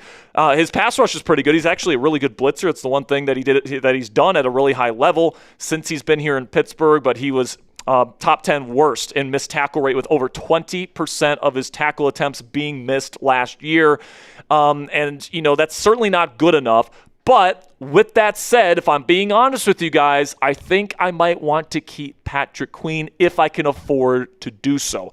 The reason why is because I'm interested to see if the new defensive coordinator and new defensive system being brought in here by Patrick Graham, the guy that turned Robert Spillane into one of the better starting linebackers in football after being just a rotational piece here in Pittsburgh, could, you know, give Patrick Queen a similar kind of career revival here with the Pittsburgh Steelers. We've seen guys like Devin Bush, Robert Spillane, and others, leave the Steelers, the linebacking group, and get better elsewhere. We've seen guys like Patrick Queen, who was an all-pro before coming here to Pittsburgh, come here and then stink in Mike Tomlin's system. All right, Patrick Graham is known for getting some of these middle-of-the-field defenders to play better, whereas Mike Tomlin and Terrell Austin had the reputation of doing the opposite. So, if you can afford to keep Patrick Queen on the roster, I think that it makes sense, because who are you going to be replacing him with next year? You've got free agency, and like all the guys that are better than Patrick Queen, in my opinion, are more expensive, and you're not really saving any money by bringing those guys in. And then all the guys that are less expensive, I don't think are as good or as talented as Patrick Queen. And then in the draft, it's a good linebacker class, but still, it's tough to play linebacker in this league as a starter as a rookie. Patrick Queen has a lot of experience. He's still a great athlete. I think Patrick Graham, with his ability to get the most out of his personnel and his tendency to tailor his defensive scheme to the talents of his defensive personnel, I think he could use Patrick Queen's incredible athleticism and get him playing better than he did in the Mike Tomlin and Terrell Austin era here in Pittsburgh. Then another guy that could be on his way out, some people are speculating that Jalen Ramsey could be traded or maybe even cut this offseason. Now, the Steelers restructured his contract last year after trading for him in a way where it's difficult to cut him. This offseason, you'd be taking on over $14 million in dead cap, according to Spotrac, if you just straight up cut him this offseason. And, I think personally, Jalen Ramsey stays put, because I still think, even though he's not a one-on-one cover guy anymore, in terms of put him on the outside, on your number one wide receiver, and just leave him on an island. We saw last year in that Cincinnati game against Jamar Chase, the first one, he's not that player anymore. But he's still a very instinctual player with long arms, great physicality. He's a terrific tackler, and he's still an awesome nickel player. Good blitzer, all those different things. And you look at the modern NFL defense, and it's big nickel. It's 3 safety. It's stuff like that. And Jalen Ramsey still fits that mold beautifully, okay? And I would move him back to the big nickel position. I thought he played his best football there last year, and I appreciate him moving to safety and pretty much learning a new position on the spot midway through the year. But let's face it, he's not as good as a safety as he is as a slot corner. So I think that he still provides a competitive advantage on defense for the Steelers if he plays that big nickel spot. Is he going to last forever in this league? No, he is aging. He is decreasing as a player, but he's still a pretty darn good football player, guys, and I think he can help the Pittsburgh Steelers win football games next year. Then we get to Roman Wilson, a wide receiver, obviously, who was taken with the expectation that he was eventually going to be a starter here in Pittsburgh and just hasn't played all that much in his first 2 years. He got benched last year for Adam Thielen and MVS, who were benched at other places. All those different things. And if Aaron Rodgers comes back and he doesn't like Roman Wilson as a receiver, and I think one of Roman's issues is he has a tough time timing his routes. And what I mean by that is that sometimes, you're in like the fourth or fifth guy in a progression and you got to time your route up so that when you're breaking, you're coming open at the fourth or fifth progression. And Roman just runs full speed through every single route, and sometimes he rushes, and I think Rodgers doesn't like that. So I think if Rodgers comes back, it's possible Roman is like, I'd prefer to be traded. And, maybe somebody, spends a day 3 draft pick on him. The Steelers get an additional day 3 pick. But skill set wise, I still think Roman Wilson could still be a contributor as maybe a future wide receiver 3. He's got a very similar skill set to Randall Cobb and to Brandon Cooks, 2 guys that have had a lot of success in the Mike McCarthy offense. People forget Brandon Cooks had a very productive season with the Cowboys back in 2023. And Randall Cobb, was one of, the top guys with Aaron Rodgers for years as kind of smaller but good route runners, solid hands, all those different things. If Roman can just develop a little bit more, route running nuance in terms of how he times and rhythms his routes, I think he could still be, a decent contributor for this offense. I'm not saying you go into next season as a starter. I think I'd have him more as a wide receiver 4 or wide receiver 5 type. And he would have to earn everything that he gets in camp. But the skill set's there. There's a reason why he was taken as high as he was, and I don't know if it's time to necessarily give up on Roman Wilson at this point in time. So what say you guys? Let me know down there in the comments section. Have you completely and utterly lost faith in Roman Wilson at this point after 2 lackluster seasons? Give me a yes or a no down there in the comments section to let me know what you guys think down there in the comments. And then we'll finish up here our trade candidates list here on Pittsburgh Steelers Talk with our next name here, which is Jonnu Smith. And, this is one of those guys where if you can trade him away, because if you can find a sucker to take the guy that was dead last in yards per route run, not just this past season in the NFL, but over the last 6 seasons in the NFL, I mean, God bless those guys. I mean, goodness gracious, this guy, I'm sorry, man. You guys know how I feel about Jonnu. I'm not trying to be mean to him, but he was this year's Van Jefferson. He was the guy that was brought in that was supposed to be a huge piece of this offense that did nothing for us this year. He was an every down starter for the Steelers offense essentially this year. Can't block, can't run routes, can't make tough catches in contested catch situations, and then he was significantly decreased as a run after catch guy. So I don't know if there's any team out there that would want him on their football team in terms of trading for him and trading draft capital in exchange for Jonnu Smith. I think he just ends up being cut. But from the Steelers' perspective, if you can trade Jonnu Smith, absolutely they should. Then now I'll get to the final trade candidate here. And I don't think Broderick Jones gets traded, guys, but it's an interesting possibility because I thought Dylan Cook earned himself the starting left tackle job this year. And it's very possible the Steelers kick Broderick into guard. I think he would be a pretty decent guard in the National Football League, and that'd be an interesting experiment to see what they decide to do with him. Because of that, I kind of doubt that they will trade him, and I'm actually expecting the Steelers will probably have some sort of left tackle competition next year in camp between Broderick and Dylan Cook, who are both under contract next year, by the way. However, starting left tackles in this league that, have first-round pedigree and still have some upside to them are worth something on the trade market. So if there's somebody that's offering me a pretty decent draft pick to make Broderick Jones their next left tackle, I'm considering that, okay? And left tackles don't just grow on trees. And Broderick, wasn't phenomenal this year, but he did get better, and he has gotten better in each of his 3 seasons. So it's possible that a team out there is willing to take a chance on Broderick Jones. I personally think they're going to keep him around for another season, the Steelers that is, but it's definitely an interesting possibility if somebody's willing to pay the proper price for Broderick Jones. But this is my list here of 2026 trade candidates for the Pittsburgh Steelers here, guys. Just to recap, we got TJ Watt, Alex Highsmith, and Nick Herbig. Probably just one of those guys gets traded, if any of them do. Patrick Queen is an interesting conversation. Jalen Ramsey probably stays put, but if somebody really wants a big nickel player, is willing to give up a decent draft pick for him, I could see him getting moved. Roman Wilson, if he doesn't want to play with Rodgers anymore, could be dealt. Jonnu Smith, if we can find a sucker to take him. And then Broderick Jones, if we want to commit to Dylan Cook. And there's a team out there willing to pay for Broderick Jones. So predict it for me down there in the comment section. Which Steelers player will surprisingly not be on the team next year? Let me know your guys' prediction down there in the comment section. Let me know what you guys think. And that'll be it for today's edition of Steelers Talk by Chat Sports. Thank you guys so much for joining me here today. I will catch you guys next time, and until then, here we go, Steelers. Halfway home here, Mr. Ponzi. We've still got our next mock draft here where I'm including trades this week for the mock draft. Then we'll get into our Q&A. At this point, guys, you're going to have to super chat if you want to get your question on the show. $2 from Bernard says, who was the better teammate, Ben or A-Rod? I think a lot. Listen, man, I don't want to get into. I don't know these guys personally.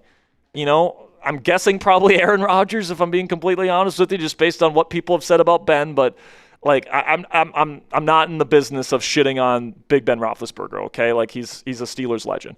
$5 from Shaker Hand says, got to bring back Gainwell, even if wide receiver room is better this year. He's such a dynamic threat and A-Rod chemistry. I'm right there with you, Shaker Hand. And honestly, I don't think he's going to be that expensive. All right, I think Steelers fans and the Steelers kind of know how valuable this guy is because he's a special teamer. He's good blocking on third downs. He's good, catching passes out of the backfield. He can go out and line up out wide.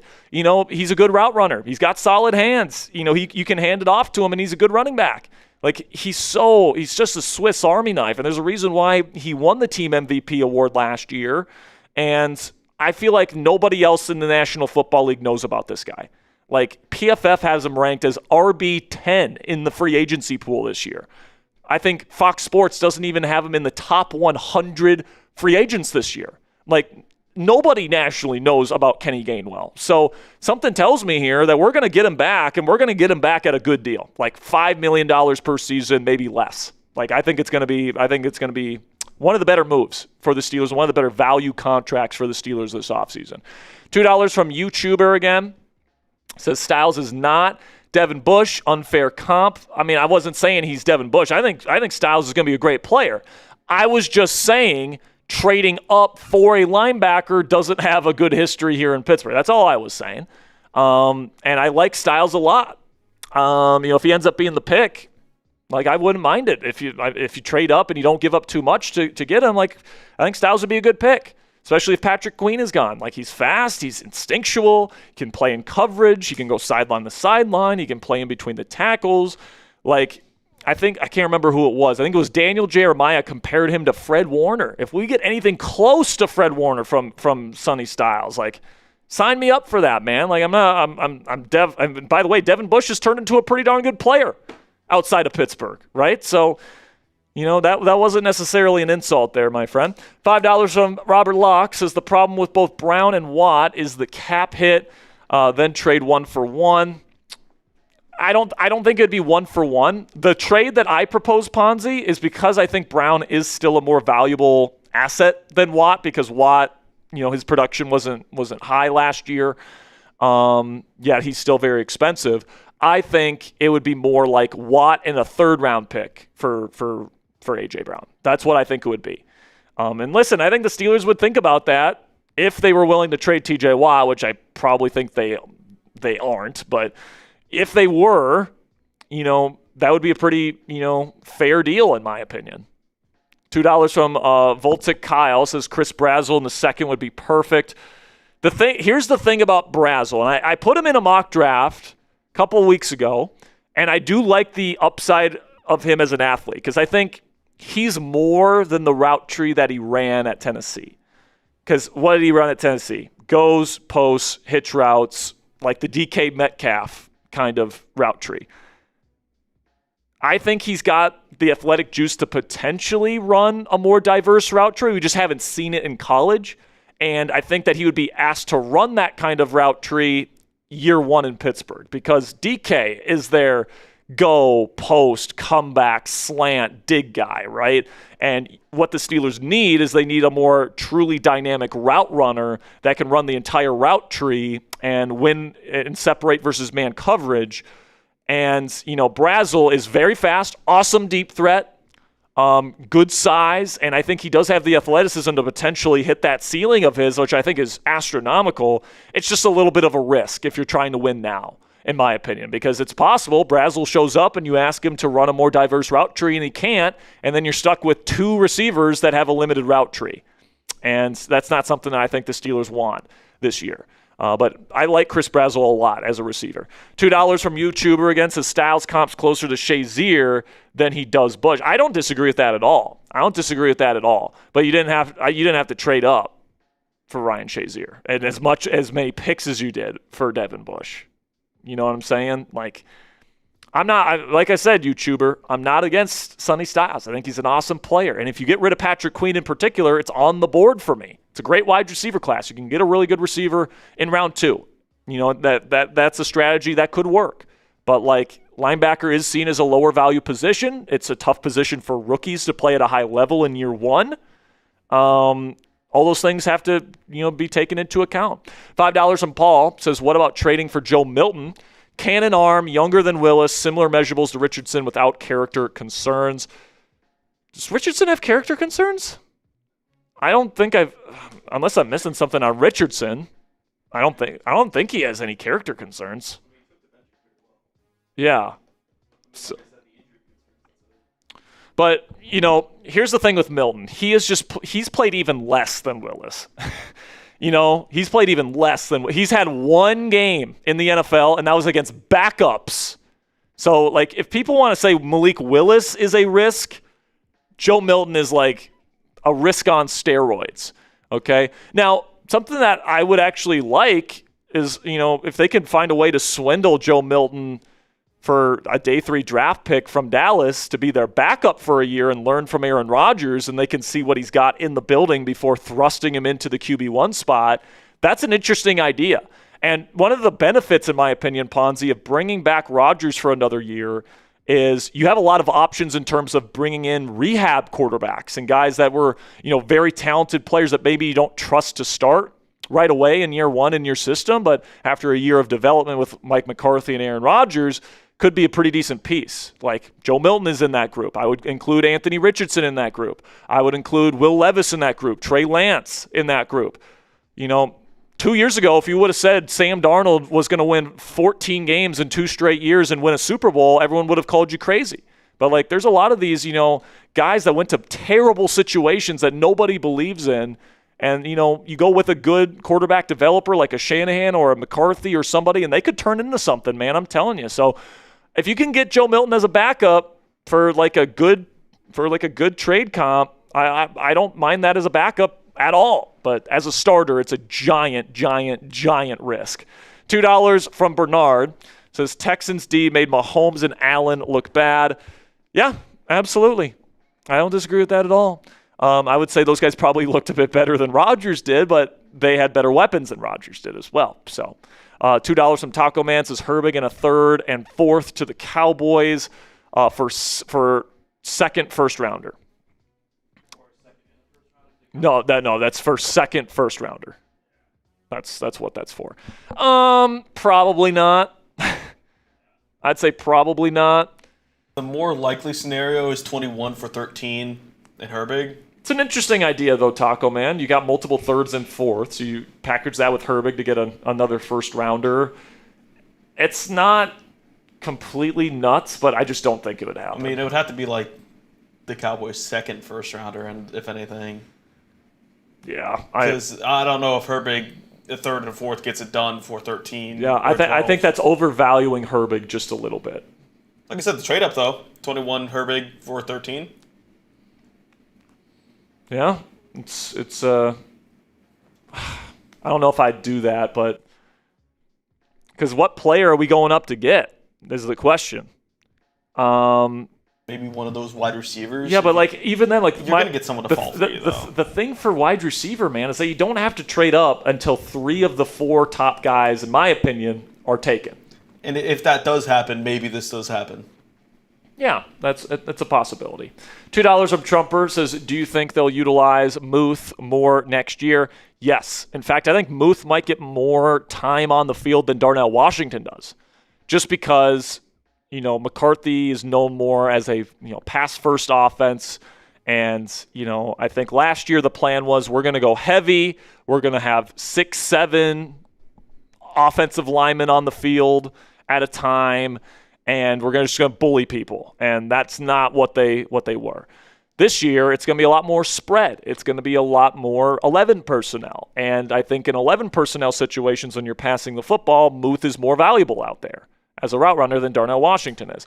Now, that doesn't mean that Darnell won't play. I think Darnell will play quite a bit. He might play more than any other tight end 2 in the game. And they'll play a lot of 12 personnel, especially on early downs. But I think this year, Arthur Smith was just a complete F-up there in terms of his love affair with Jonnu Smith and apparently him not loving Pat Freiermuth. Muth is like the perfect tight end for Mike McCarthy offense. So I think he's going to be featured more this year. $2 from Darian says, I don't want us to trade TJ Watt, but who knows? I don't want them to trade him either, Darian, but sometimes the right move is the one that emotionally speaking, you don't want to do. I love TJ Watt. I love him. He's carried this team at times over the last several years. People want to give Mike Tomlin all the credit for keeping this team afloat in the post-Big Ben era. It was many times just TJ Watt and that defense dominating and keeping them in ball games. Like, it was a joke that like the classic Steelers game was like a 16-13 victory where the defense only gives up 13 points. That's TJ Watt with his forced fumble production and his sack production and him just wrecking football games, right? But he's not that player anymore. At least he wasn't last year. And, he's not producing at the level of Myles Garrett and Micah Parsons, which he's being paid to be. And if he's not meeting that standard, and then Nick Herbig is threatening to leave the team if he's not going to be a starter this year, and he's threatening to demand a trade out of here, I don't want to lose that 24-year-old player. Like, Nick Herbig could still be really good for a while now. TJ Watt is on the downswing. So if I have a super expensive player that's on the downswing, and he's the oldest of the 3 linebackers that we have there in that group, I think the correct decision is TJ Watt. It's not the one that I like. I don't want to trade any of them. I love all 3 of them. But if I have to pick one to part ways with, I think TJ Watt's the one I'm picking. Rumple, my Stillskins, $10, says, I'm sorry, Jack, but I'm just not feeling it. Ravens nailed their coaching hires. Smart, modern, aggressive. Steelers feel stuck repeating the past. Baltimore is evolving while Pittsburgh stands still. Here's where I'll disagree, Rumple, my Stillskins. Just because it's an older hire doesn't mean you're not moving the team in a more modern direction. Mike McCarthy is one of the bigger proponents of analytics in the entire National Football League. He's talking about implementing AI into the process here in Pittsburgh. Also, it's the first offensive mind that they've ever hired at head coach here in Pittsburgh. That's a big difference. Okay. And I think the defensive scheme is a lot better with Patrick Graham. I think it's easy to look at Mike McCarthy and Mike Tomlin's careers and say, okay, these guys are similar guys. They're both, older guys that have a reputation for being good in the regular season but stinking in the playoffs. It's the same exact guy. But I think when you peel back the layers a couple, layers deep here, you see that McCarthy, does run a more modern operation. And he's one of his strengths is he builds really good staffs. Mike Tomlin's probably biggest weakness was building staffs. It's an offensive focus in an offensive league where this team was stuck in the past of paying all that money to the defense, and then you had outdated defensive schemes that led to the defense underperforming year in and year out. I don't think those problems exist under Mike McCarthy. Just because he's an older guy that's an 18-year veteran doesn't mean he's Mike Tomlin. Okay, and I do think that there's a chance that the Steelers, like the word, I will use your word, evolve this year into a team that can, compete for playoff spots, to a team that can compete maybe for a Super Bowl if they make the right moves. If you disagree with that take, perfectly cool, my man. Thank you for watching the show, but really do have a lot of hope and optimism for this team under the Mike McCarthy era. $2 from I Walk and Stuff says, do you agree we start Howard? No. The only way I would want to start Will Howard is if Rodgers retires, you can't get like Malik Willis, Kyler Murray, one of those other options, those veteran options on the market, and you bring in like a bridge kind of guy like Geno or Kirk, and then you have a competition in camp and he wins it. It's the only way I'd want to start Will Howard next year. I'm cool with Will Howard. I think he's a good kid. I think he's got some tools to him, and I'm cool with him having another year to develop with McCarthy and Rodgers and see where he's at. I think his ceiling is Dak Prescott. Okay, I think they're very similar types of profiles, but he's got a long way to go before he's Dak Prescott, okay? So certainly not ready to start right now. Okay, let's get into our third segment of the day here, guys. It is our latest 7-round Steelers mock draft. This time I've got 2 trades for you guys, so let's get into it right now.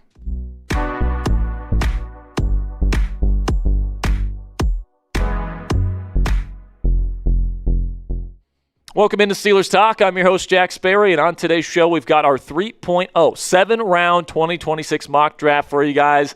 And today, unlike the first 2 mock drafts we have done this offseason, we are going to introduce trades this week where I'm making not 1, but 2 trade ups in this mock draft here today. So make sure you guys stick around to see where and when I am moving up in this mock draft. But before we get into the content today, go ahead and check out our website here, chatsports.com/pitgreen, to get our Steel City Drinking Team t-shirt. I helped our design team here at Chat Sports come up with the design for this. It's limited edition. It's only going to be available pretty much until St. Patrick's Day, guys, so time is running out, and it's only $30. So if you want to help support the show, if you want to get an awesome t-shirt here with a really cool design, the more that we sell, the more merch opportunities we're going to get here on Steelers Talk. So we're going to have 4th of July stuff and draft stuff and free agency signings and trades and all these different things. We'll have merch opportunities for all those different scenarios, but we got to make sure and we got to prove to our bosses that we can sell this stuff here on Steelers Talk. So if you want to get yours today, help support the channel, chatsports.com/pitgreen. It's down there in the comments and description of today's show if you want to make a purchase. All right, so we'll start here with my first pick here at number 21. I'm not trading up. At least not yet. I'm going to stay put at number 21. I'm going to take Arizona State wide receiver Jordan Tyson. Now, I know what you're saying at home, but Jack, Jordan Tyson's not going to make it to our pick at number 21. There's no way he's sitting there. Are you sure about that, man? Are you sure that there's no chance that the medical risks and the medical red flags pop up for a number of different football teams in a wide receiver class, by the way, that has a lot of really high-end talent? I mean, I think that the medical risks with Jordan Tyson, I mean, he had a complete knee issue a couple years back. He broke his collarbone. He had a hamstring issue this year as well. Like, this is a guy that, has been pretty consistently injured throughout his NFL career, or not his NFL, his college career, I should say. And like, if you have a top 10 pick or a top 15 pick in this year's NFL draft, and you have a choice between Carnell Tate, Mekhi Lemon, 2 guys that are really, really good wide receiver prospects in their own right, or Jordan Tyson, you're probably going with Lemon or Tate before you're going with JT. Okay, so there's going to be that possibility that Tyson falls down the board, and even guys like Omar Cooper Jr., Denzel Boston, some teams might have those guys higher on their boards than Jordan Tyson because of the medical red flags. But the Pittsburgh Steelers have been a team that's been willing to take players with these kinds of medical red flags. Recently, Peyton Wilson, Troy Fautano, Corey Trice Jr., etc. There's a number of players that have been flagged by a number of different teams for medical stuff that the Steelers have ended up taking in the NFL draft. And Jordan Tyson on the field would be, might be the best receiver in this class and would be an instant upgrade to wide receiver 2 for the Pittsburgh Steelers. And listen, man, when I look at Jordan Tyson, the way that he moves is just different, okay? At his size, the way that he's able to get in and out of the breaks, his ability to maintain his speed when he catches it and transitions, that's something that's so underrated. That's what makes Puka Nacua so special, is when he catches it, he transitions so beautifully. He doesn't lose any speed. Tyson has the same exact gift. And dare I say it, man, but on film, he looks like Justin Jefferson. Now, Justin Jefferson's the best receiver in the game. Jordan Tyson has a lot to live up to when it comes to that comp.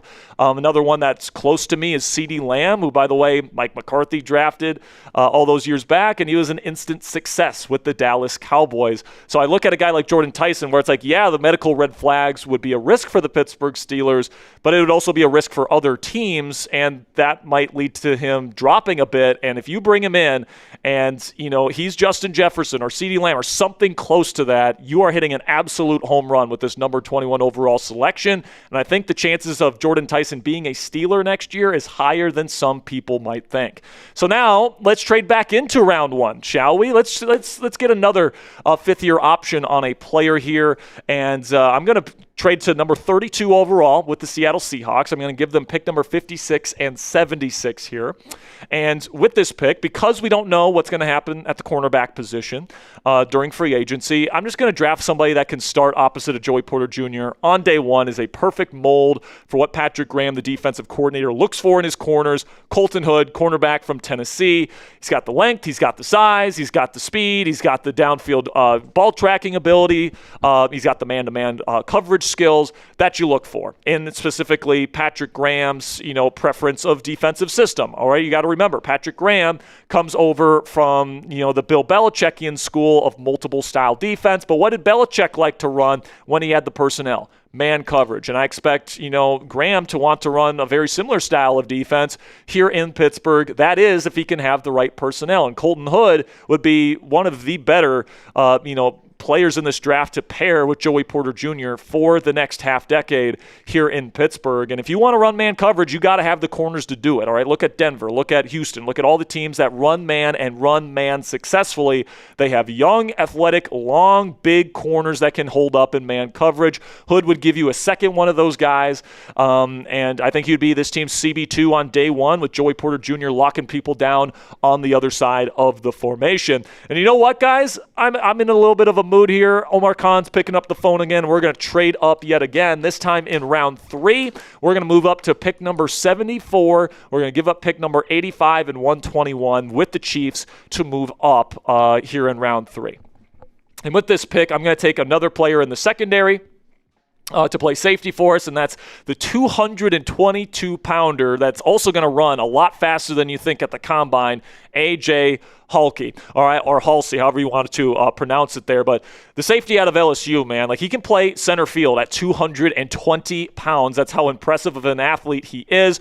And his nickname at LSU was Mr. Give Me the Ball, all right? So he's somebody that gets a lot of interceptions and has fantastic ball skills. He also has great speed at his size. And, he could be a real chess piece for the Pittsburgh Steelers with Patrick Graham, who likes to do some, pre-snap disguising stuff and, likes to play three safeties and likes to move them around as chess pieces.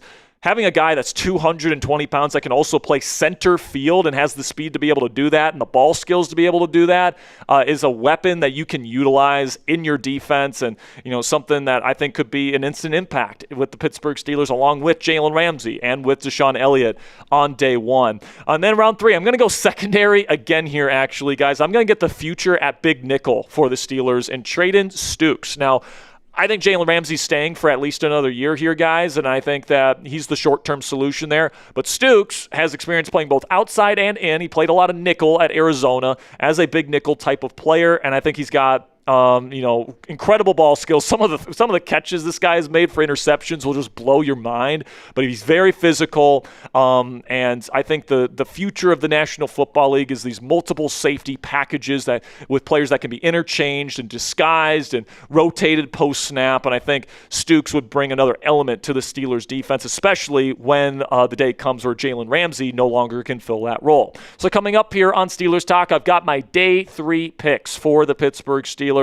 But before we get into that, let me know down there in the comments section, what is the percent chance that the Pittsburgh Steelers draft a wide receiver in round 1 of the NFL draft this year. Put it on a scale of 0, meaning no chance a receiver gets taken in round 1, to 100, meaning it's a done deal. It's going to be a wide receiver. You can mark it down in ink. Let me know what you guys think down there in the comment section for today's pinned question. In just a second here, I'm going to tell you about our sponsor today at GLD. While I tell you about our sponsor today, give me a number between 0 and 100. And with that, let's have word from our sponsor today at GLD. And let's be real, guys, buying men's jewelry nowadays can be a complete nightmare. Most of the time, it's low-quality junk that just snaps after a week, or it's just insanely overpriced with ridiculous markups. That's why I rock with GLD. Use code CHAT to get 50% off at GLD.com. GLD has completely changed the game in men's jewelry. You're getting quality pieces that are built to last without breaking the bank. And unlike a lot of other companies, GLD only uses real gold. None of that cheap stuff. Every single stone is meticulously hand set,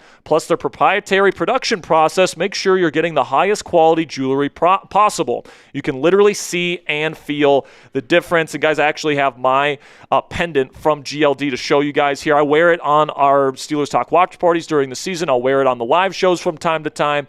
I absolutely love it. And the feeling that I get when I wear my GLD piece, guys, it just hits different. It elevates my entire fit. The confidence, the compliments that I get, the way that I carry myself just all changes instantly because of that bling around my neck. And GLD has everything from chains to pendants to rings, earrings, even fully iced out watches if that's your style. But whatever your style is, they've got you covered. And listen, don't just take my word for it, guys. Over 2 million customers and 50,000 5-star reviews back this stuff up. Not to mention, it's worn by some of the biggest names out there like Justin Bieber, Micah Parsons, Tyreek Hill, Malik Neighbors, A$AP Rocky, and a ton more. But the best part is that every single piece from GLD is guaranteed for life. It's literally built to last the rest of your life, just like your love for the Pittsburgh Steelers. So work hard and change the game. Right now, GLD is making shopping easy for you guys for a limited time only. New customers get an insane deal of 50% off when you use code CHAT at GLD.com. That's 50% off with code CHAT at GLD.com. After you purchase, they'll ask where you heard about them.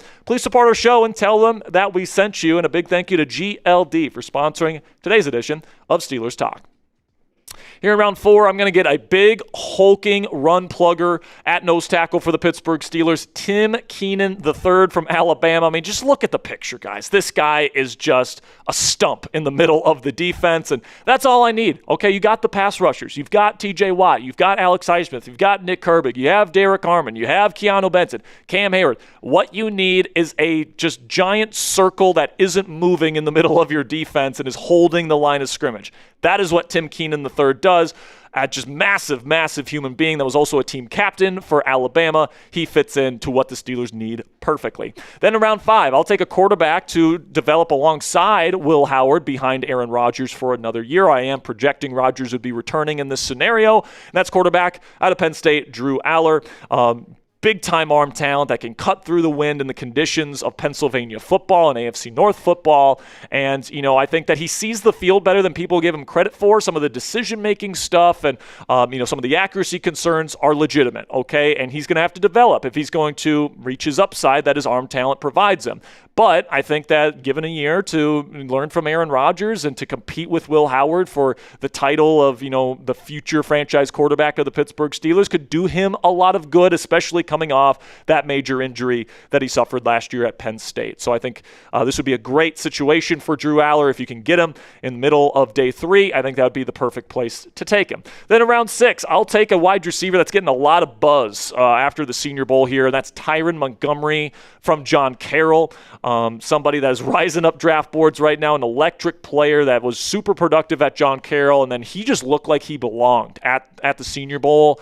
And, we've seen kind of small school guys like this, Jalen Coker, for example, Julian Edelman, a lot of these different types of players that just kind of come out of nowhere, but, they can just, hold their ground against NFL caliber talent week in and week out. And I think Montgomery as a second wide receiver to take as a developmental piece, somebody that has a lot of great tools to him, I think that this would be a great addition to the Steelers wide receiver room here on day 3 if he ends up making it this far. But then we get to a guard from Kentucky that I'm really high on, and I think could be a steal based on where he's currently ranked on the consensus big board, and that's Jalen Farmer from Kentucky. Now, Dane Brugler from The Athletic has Farmer ranked number 81 on his big board, okay? That is a top 100 prospect that we are getting here in round 6 in this mock draft because the consensus big board is allowing me to take him.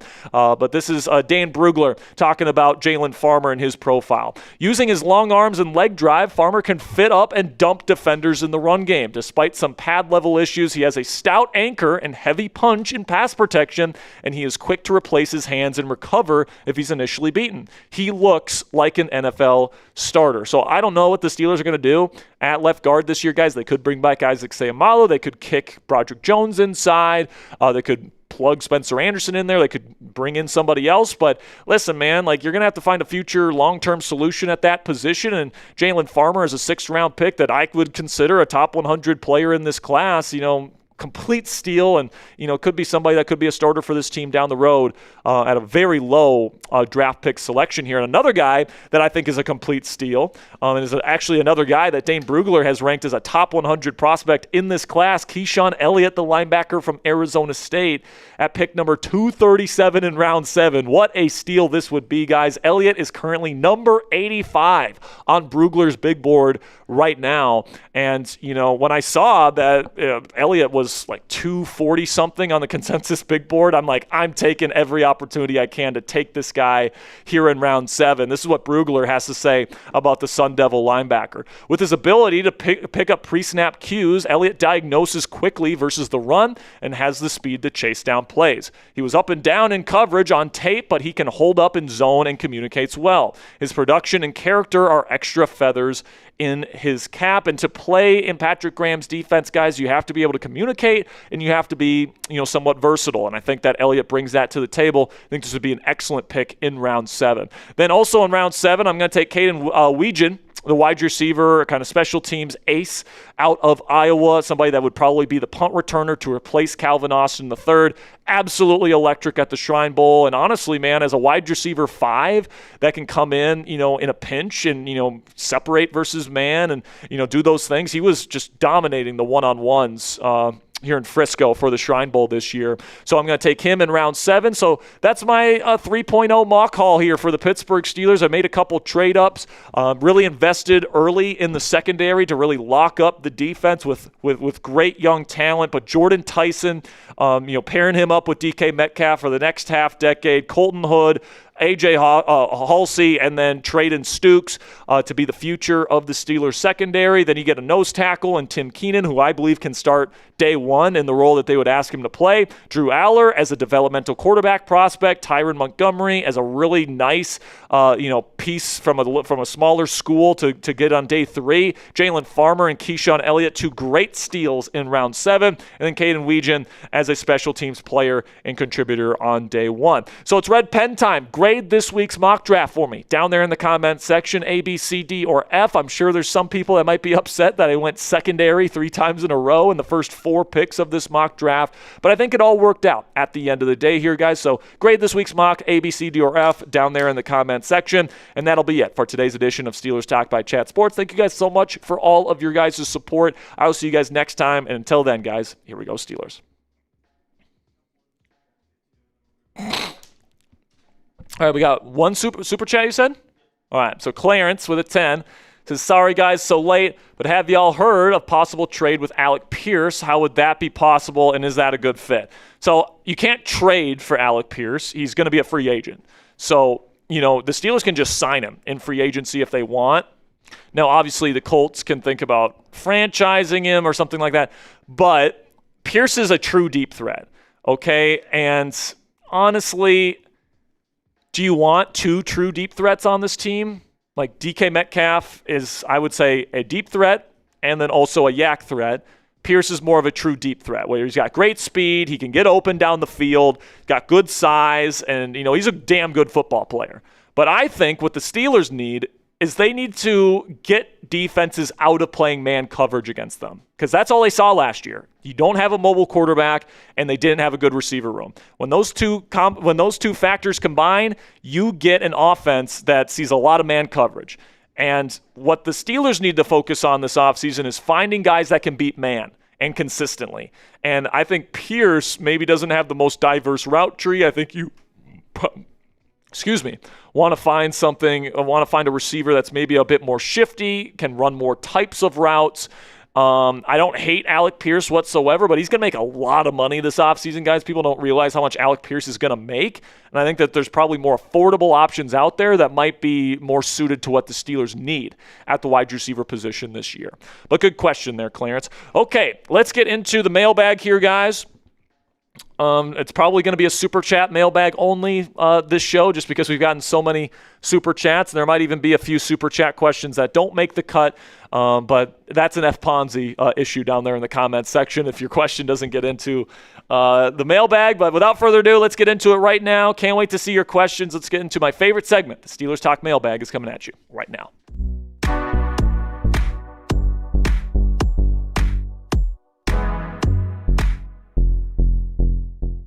It's my favorite segment of the week. It is the Pittsburgh Steelers Talk Mailbag. I'm your host, Jack Sperry. I'm answering your questions on the Pittsburgh Steelers here for the weekly mailbag. But before we get into your questions today, guys, make sure you click that subscribe button to join the most interactive Steelers fan community anywhere here on YouTube. We have daily community posts on the channel. We've got shorts. We've got two videos a day that go out on this channel for free, and we go live twice during the week where we actually film these mailbags on Thursdays. So if you guys want to join a community of over 115,000 Yinzers that have already joined our family, we love talking Steelers ball here on the channel. If you are the same way, make sure you guys click that subscribe button and join our crew today. $2 from Trumper says, do you think they'll utilize Muth more this year? I do. In fact, I think Muth will actually be the number one tight end in McCarthy's offense this year. And that's in terms of production and in terms of usage. I think that he will be used more than Darnell Washington. That's not to say that DW won't be used, but I think Darnell was more of a fit for Arthur Smith's, 12 and 13 personnel heavy offense, whereas Muth is more of a fit for McCarthy's more 11 personnel, spread, West Coasty style offense. And I think that he's going to be awesome. I mean, his connection with Aaron Rodgers is phenomenal. And I think that McCarthy's going to identify that pretty early on. And he's going to say, I'm going to get this guy the football as much as I can. So I think Muth is going to have a breakout season this year. I can't think of a better offensive play caller for him than Mike McCarthy. And it's very evident that his connection with Rodgers was hitting its stride last year. So I think Muth is going to be phenomenal this year. And I think he solidifies himself as the team's tight end one this year, even over Darnell Washington. $5 from Shaker Hand says, got to bring back Gainwell, even if wide receiver room was better this year. Such a dynamic threat in A-Rod chemistry. Completely agree. He's an awesome player, and I honestly think the Steelers can get him back for a better price than people think, because you look at Pro Football Focus, they have him ranked as the 10th best running back free agent this year, and then Fox Sports doesn't even rank him in the top 100 of their prospect or of their free agents this year. So it seems like, nationally speaking, not a lot of people are aware of how good Kenneth Gainwell is. It seems like Steelers fans and the Steelers themselves know how good he is. Because of that, I think they probably end up giving him the best offer, and I think he ends up coming back to pair with Jaylen Warren for another season here in Pittsburgh. YouTuber says, move or cut Queen, trade up to take Sonny Styles. I wouldn't hate this necessarily. There's a lot of really good wide receiver talent in this draft, and you could certainly get one in round 2. If you feel like Sonny Styles is plug and play, really, really good starter in this league. I mean, I've heard Daniel Jeremiah compare him to Fred Warner. Styles is big, he's fast, he's instinctual, he's got it all. The problem is it is a lower value position. And do you really want to spend your first-round pick on a lower value position and trading up for one? That's going to be the question here. I'm not necessarily super opposed to it, But, certainly if you trade up for a linebacker, you better make sure this guy is a Fred Warner-esque star-level player, because if he's just an okay starter, that's just not going to be worth the pick that you're using on him. So, I'm actually kind of more of the opinion that you keep Patrick Queen. I think that Patrick Graham can get more out of him in his athleticism than what Terrell Austin and what Mike Tomlin have been able to get out of him in his first 2 years here in Pittsburgh. But if they end up moving off of Queen, I think Sonny Styles is a name that we should discuss more in the first round conversation. So predict it for me down there in the comment section. Will Kenny Gainwell be a Steeler next season? Give me a yes or no down there in the comment section. Let me know what you guys think. This will be the pinned comment on today's show. So in just a second here, I'm going to tell you about our sponsor today at Harry's. While I tell you about our sponsor today, you guys know the drill. Get down there in the comment section and give me a yes or a no. And with that, let's have a word from our sponsor today at Harry's. And before I started using Harry's, guys, I was just a high school and college kid that had no money, so I couldn't afford the more premium grooming products, but I was also tired of the bargain brand razors that always irritate your skin. They're super dull, and they even cut your skin as well. That's where Harry's came in, and I haven't looked back since. Harry's newest product, Harry's Plus, is their most advanced razor ever, and it's still cheaper than Gillette Fusion 5.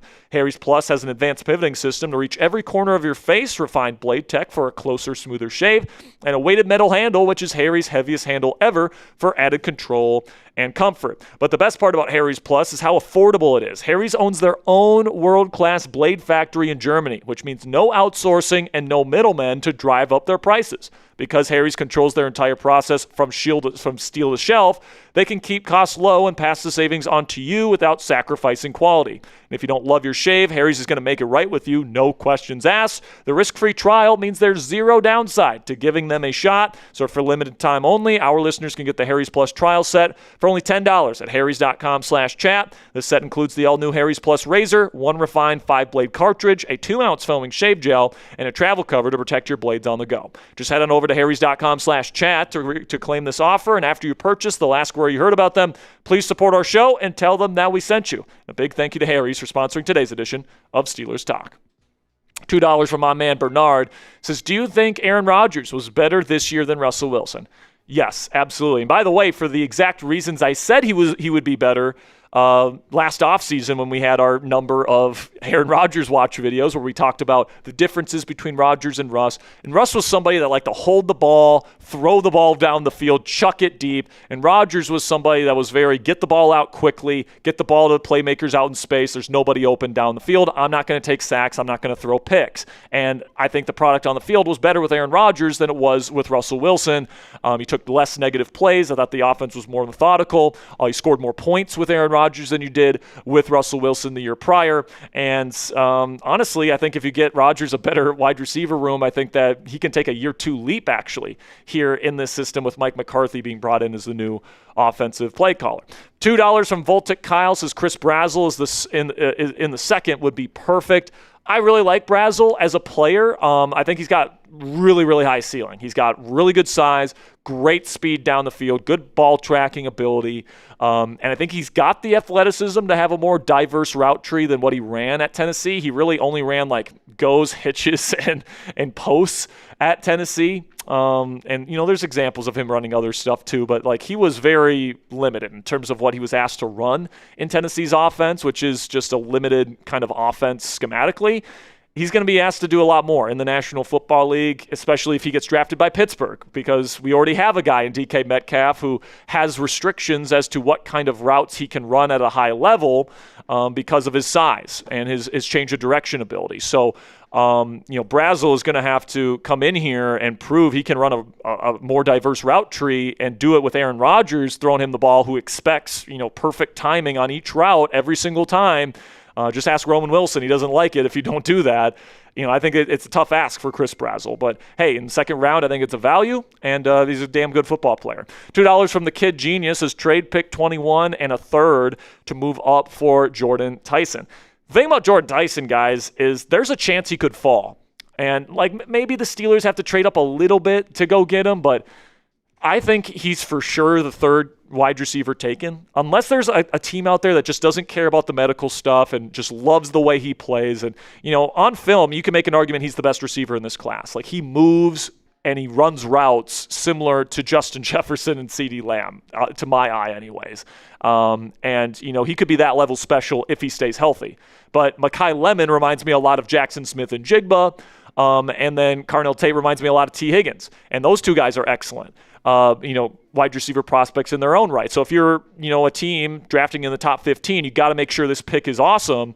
And you have a choice between Carnell Tate, Mekhi Lemon, or Jordan Tyson, all of which are great players, but one has very serious medical red flags and has been injured pretty much every season he's been in college football. You're probably going to take the guys with less injury concerns. So I think Tyson is going to be on the board. I don't think he goes top 10. I think he'll be in there in the teens. And if the Steelers really like him, I think the opportunity is going to be there for them to go get him. And, hey, they might even just stay put, and it's possible he's there at number 21.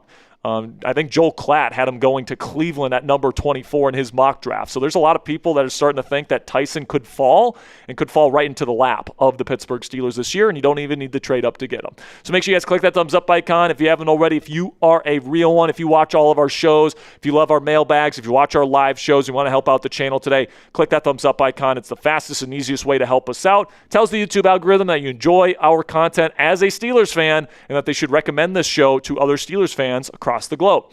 All right, $10 from Rumple My Stillskins.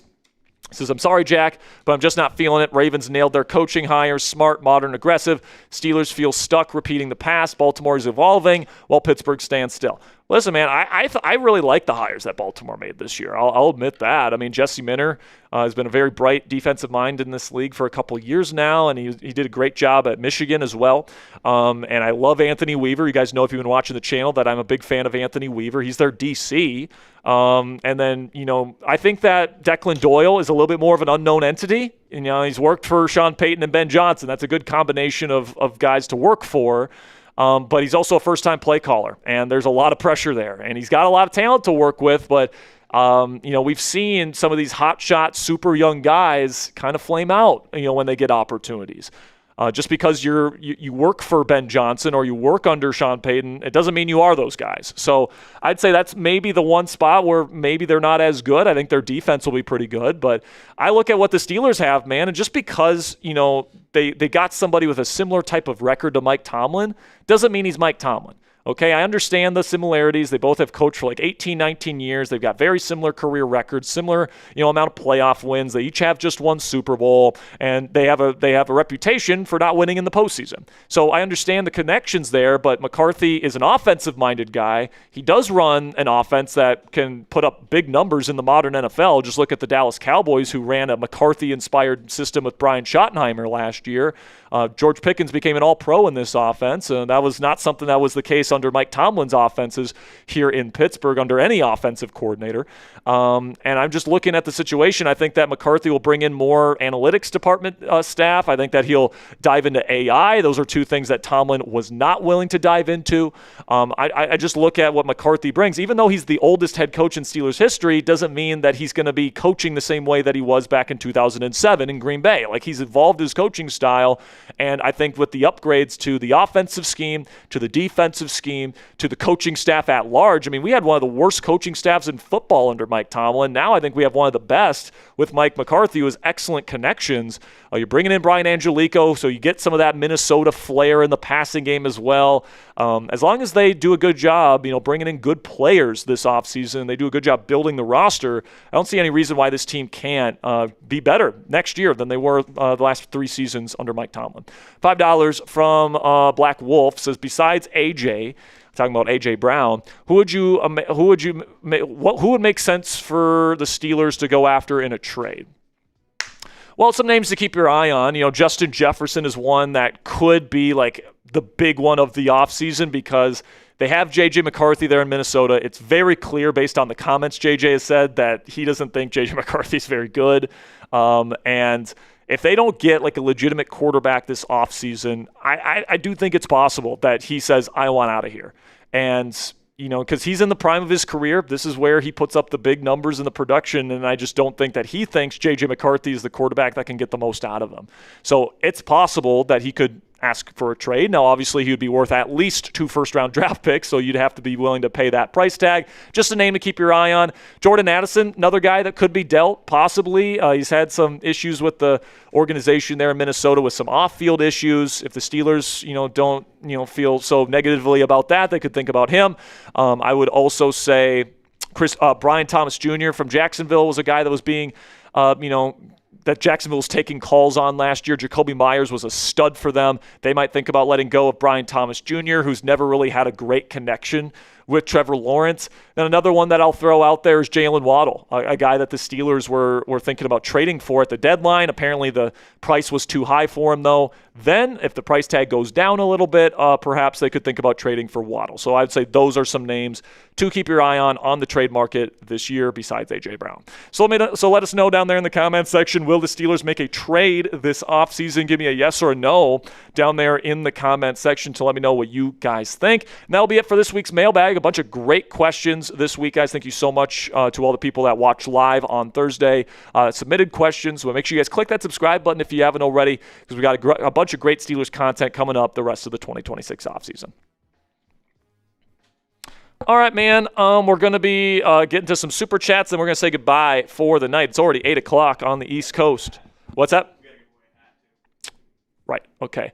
Taco Man says trade out of the first round to the Jets for the second this year and first next year, seeing how we want to draft QB next year, and the Jets suck always, seeing how we want wide receiver. We can get a solid wide receiver in round 2. I don't know if I want to trade out of the first round. Yeah, because the Jets are another team that could be looking to draft quarterback themselves next year. So I don't know if this is something the Jets would want to do, Taco Man. Yeah. Listen, man, I would love to get like an instant impact player at receiver, and I think the guys that would go in the first round that you would get have a higher chance of being that than the guys you would get in round 2. So I think for me, and Aaron Rodgers, I think, has never had a first-round wide receiver taken when he's been the quarterback of a team. I believe that's correct. That might change this year. And I think he's going to be pushing hard for the team to draft a top-end wide receiver. And I'm sure he's going to be doing a lot of research himself, looking into these receivers, saying which guy he would like and which guys he likes. And he's going to be giving input to Mike McCarthy and Omar Khan, and telling them what he sees in those guys' games and which guy in guys that he would like to have on this football team next year. So that's something to keep in mind. I don't think there's ever been a first-round receiver taken with Aaron Rodgers as the starting quarterback.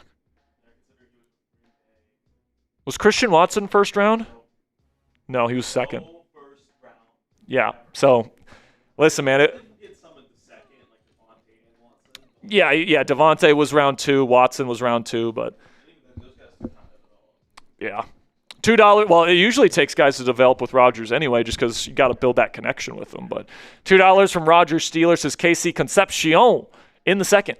I would like that. That's a good value for Concepcion. Dynamic after the catch, and he's fast. He is fucking fast, man. On crossing routes, on that sort of stuff, he's really good. I will say, I don't know if Rodgers would love the way he runs routes. Because sometimes he's kind of got that Roman Wilson in him where he'll run routes at full speed all the time instead of, tempoing his routes like CeeDee Lamb or Justin Jefferson or, Devontae Adams. Those guys will tempo their routes to perfection. Concepcion kind of just seems to me, at least when I watch him on film right now, as a guy that's just going full speed all the time, and he's just going to say, I'm going to outrun you every time. And listen, man, he's fast as fuck. He can do that. And he's really good after the catch, too. So I wouldn't mind him in the second round. That's about right for Concepcion. $20 from CL Rose. This is my theory. Mike T signaled that 2025 was his last when he released Pickens. Well, they didn't release him. They traded him. Exhausted from a decade trying to hold it together when divas caused locker room issues. Deontay Claypool, Juju, AB, Le'Veon even. What say you? It's possible that he knew that this was going to be his final season when they traded Pickens, but I don't know, man. It's an interesting theory, But like, I don't think I'll say this. I think the reason why George Pickens was traded was because the relationship between him and the team had deteriorated to the point where it was just better for both sides to move on. Now, I really, really, really wish that Mike Tomlin hired an offensive coordinator and we had a quarterback in-house that was capable of getting the most out of George Pickens. And we didn't. And because of that, Pickens was disgruntled. He wasn't being used in the right ways, and he knew it. And he knew that if he went somewhere else, he'd probably ball out. And he did. He was a first-team All-Pro this year. So, like, is that right? First-team All-Pro? Or was he second-team this year? I believe he was first-team All-Pro. But like I've said 1,000 times on the Pickens thing, though, guys, the issue that I have with it is not that they traded Pickens, because it got to a point where like players in the locker room didn't want to be his teammate anymore. His relationship with the team had deteriorated, and it was just better for both sides to move on. And by the way, they actually did maximize the value that they got in the trade with him, because nobody else was giving up a third-round pick for him because of the off-field kind of issues that were, a part of his profile. But now, now that Pickens is out of the building, you have to find a replacement for him, right? You can't go into the season with Calvin Austin, Roman Wilson, Scotty Miller as your next three receivers in line, and that's exactly what they did. They thought they could go into a season with Jonnu fucking Smith, Pat Freiermuth, and Darnell Washington as essentially their 2, 3, and 4, and then Kenny Gainwell as another guy, and their Jalen Warren. Like, they just didn't have another like legit receiver on the offense. And that's the issue. And then they couldn't get one at the trade deadline when they clearly wanted to, but there's just no deals available that, they weren't able to get some done. So they can't make that same mistake this year. They have to get DK Metcalf a running mate, and probably 2, honestly. Like, get Aaron Rodgers 3 legitimate weapons and watch what he does with this offense. I'm telling you. $10 from Clarence says, let's stop dancing and call it what it is. We can give Rodgers the Lamborghini and Ferrari of wide receiver, but if that line is subpar, it won't make a difference. Look at Stafford, non-mobile QB, but has a great O-line. I'll say this, man. The Steelers' offensive line got a lot better this year. The Steelers had the lowest pressure rate in the league. And a lot of that is Rodgers getting the ball out fast, but also that's improvement from Zach Frazier, from Mason McCormick, from Troy Fautano. Those guys all played really well this year for the most part. And Dylan Cook played well in the second half of the year. Sayamalu played well for most of the year. Like, this is the best the Steelers' offensive line had been in years. Full stop. All right? It is the best, especially in pass protection, that they've been in years. So, for me, if I'm diagnosing what happens and what happened to the Steelers' offense last year, it wasn't that the offensive line couldn't pass protect. It wasn't that this offensive line sucked. Like, that's been the issue in previous years. That wasn't the issue last year. The issue last year was when Aaron Rodgers snapped the football, he had no reason to believe that the guys that were running routes were going to get open. Usually he would identify, okay, DK's getting doubled here. I'm going to dump this off to Kenny Gainwell. And that's kind of what the offense was last year. But if you have a Jordan Tyson, if you have a Mekhi Lemon, if you have, a big-time route runner, and then you add like a Romeo Doubs, who's another good route runner, into the group, and you still got DK Metcalf, and you still got Pat Freiermuth, and you still got Jalen Warren, and hopefully you still have Kenny Gainwell. Like, that's a complete offense right there. And you can combine the offensive line with Rodgers' quick release, with DK Metcalf's abilities, with the abilities of the new receivers, and you have a balanced offense. And, you look at Stafford, to use your example, he's got Puka fucking Nacua, who could have won Offensive Player of the Year this year if it wasn't for Jackson Smith and Jigba's just crazy season, and Devontae Adams. And he has Sean McVay calling his plays. Those guys are always open within structure for him. So Rodgers needs some receivers that can get open in structure for him. He didn't have that last year. So that's going to be the main thing for the Steelers if they want to move forward.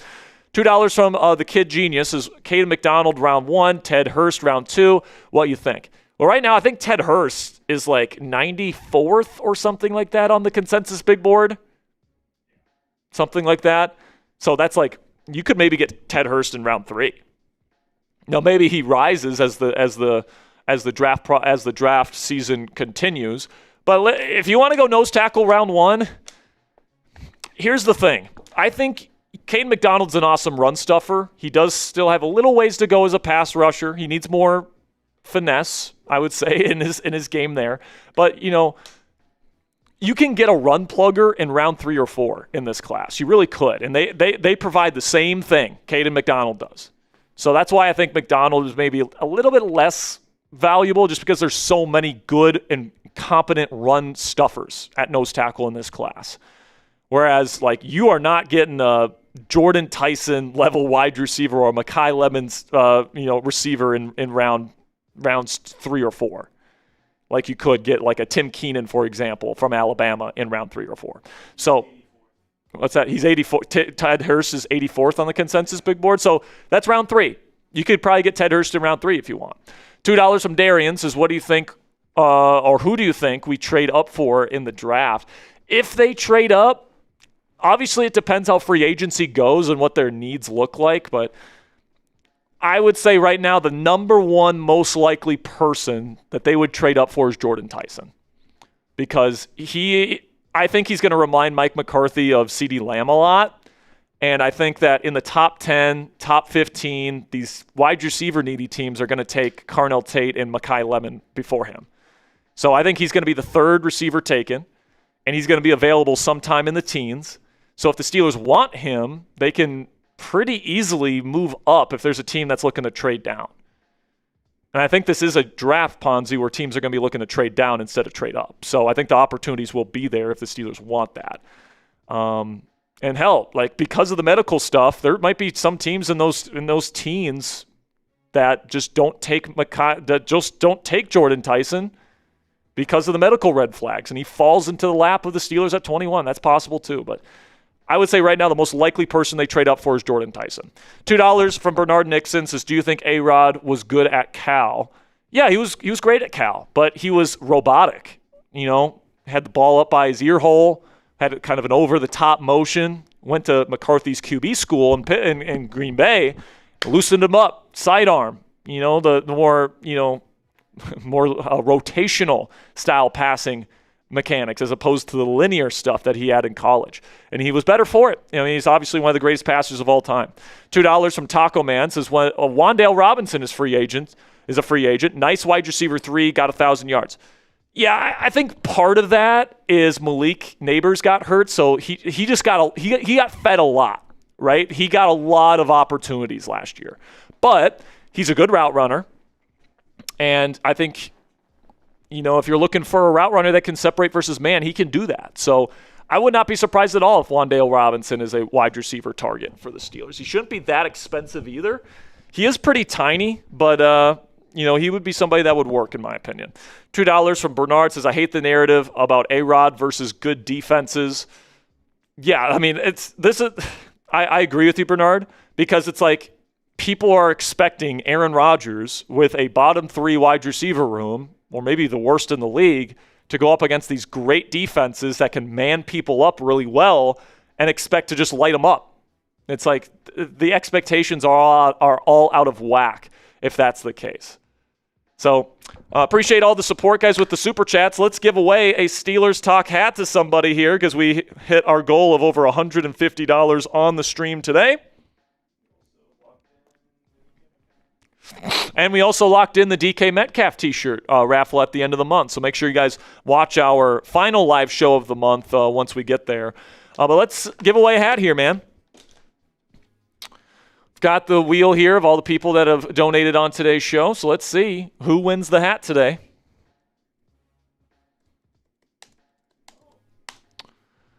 Hey, Mexamander. Mexamander, if you're still watching, send me an email. It's at the bottom of the screen right now. Sperry@chatsports.com is my email address. Send me your shipping address. I'll make sure to get you your Steelers Talk hat. And that's going to be it for me and Ponzi here this week on Steelers Talk Live, guys. We'll be live again next Monday to get you the very latest surrounding the black and gold. And, of course, we'll have our free content, 2 videos a day on the channel every single day. Actually, next Tuesday. I think it's President's Day next week, if I'm not mistaken. Yeah, I think we have Monday off, so we'll be back on Tuesday, okay? So Tuesday will be our next live show. Appreciate your guys' support. We'll see you guys next time. And until then, here we go, Steelers.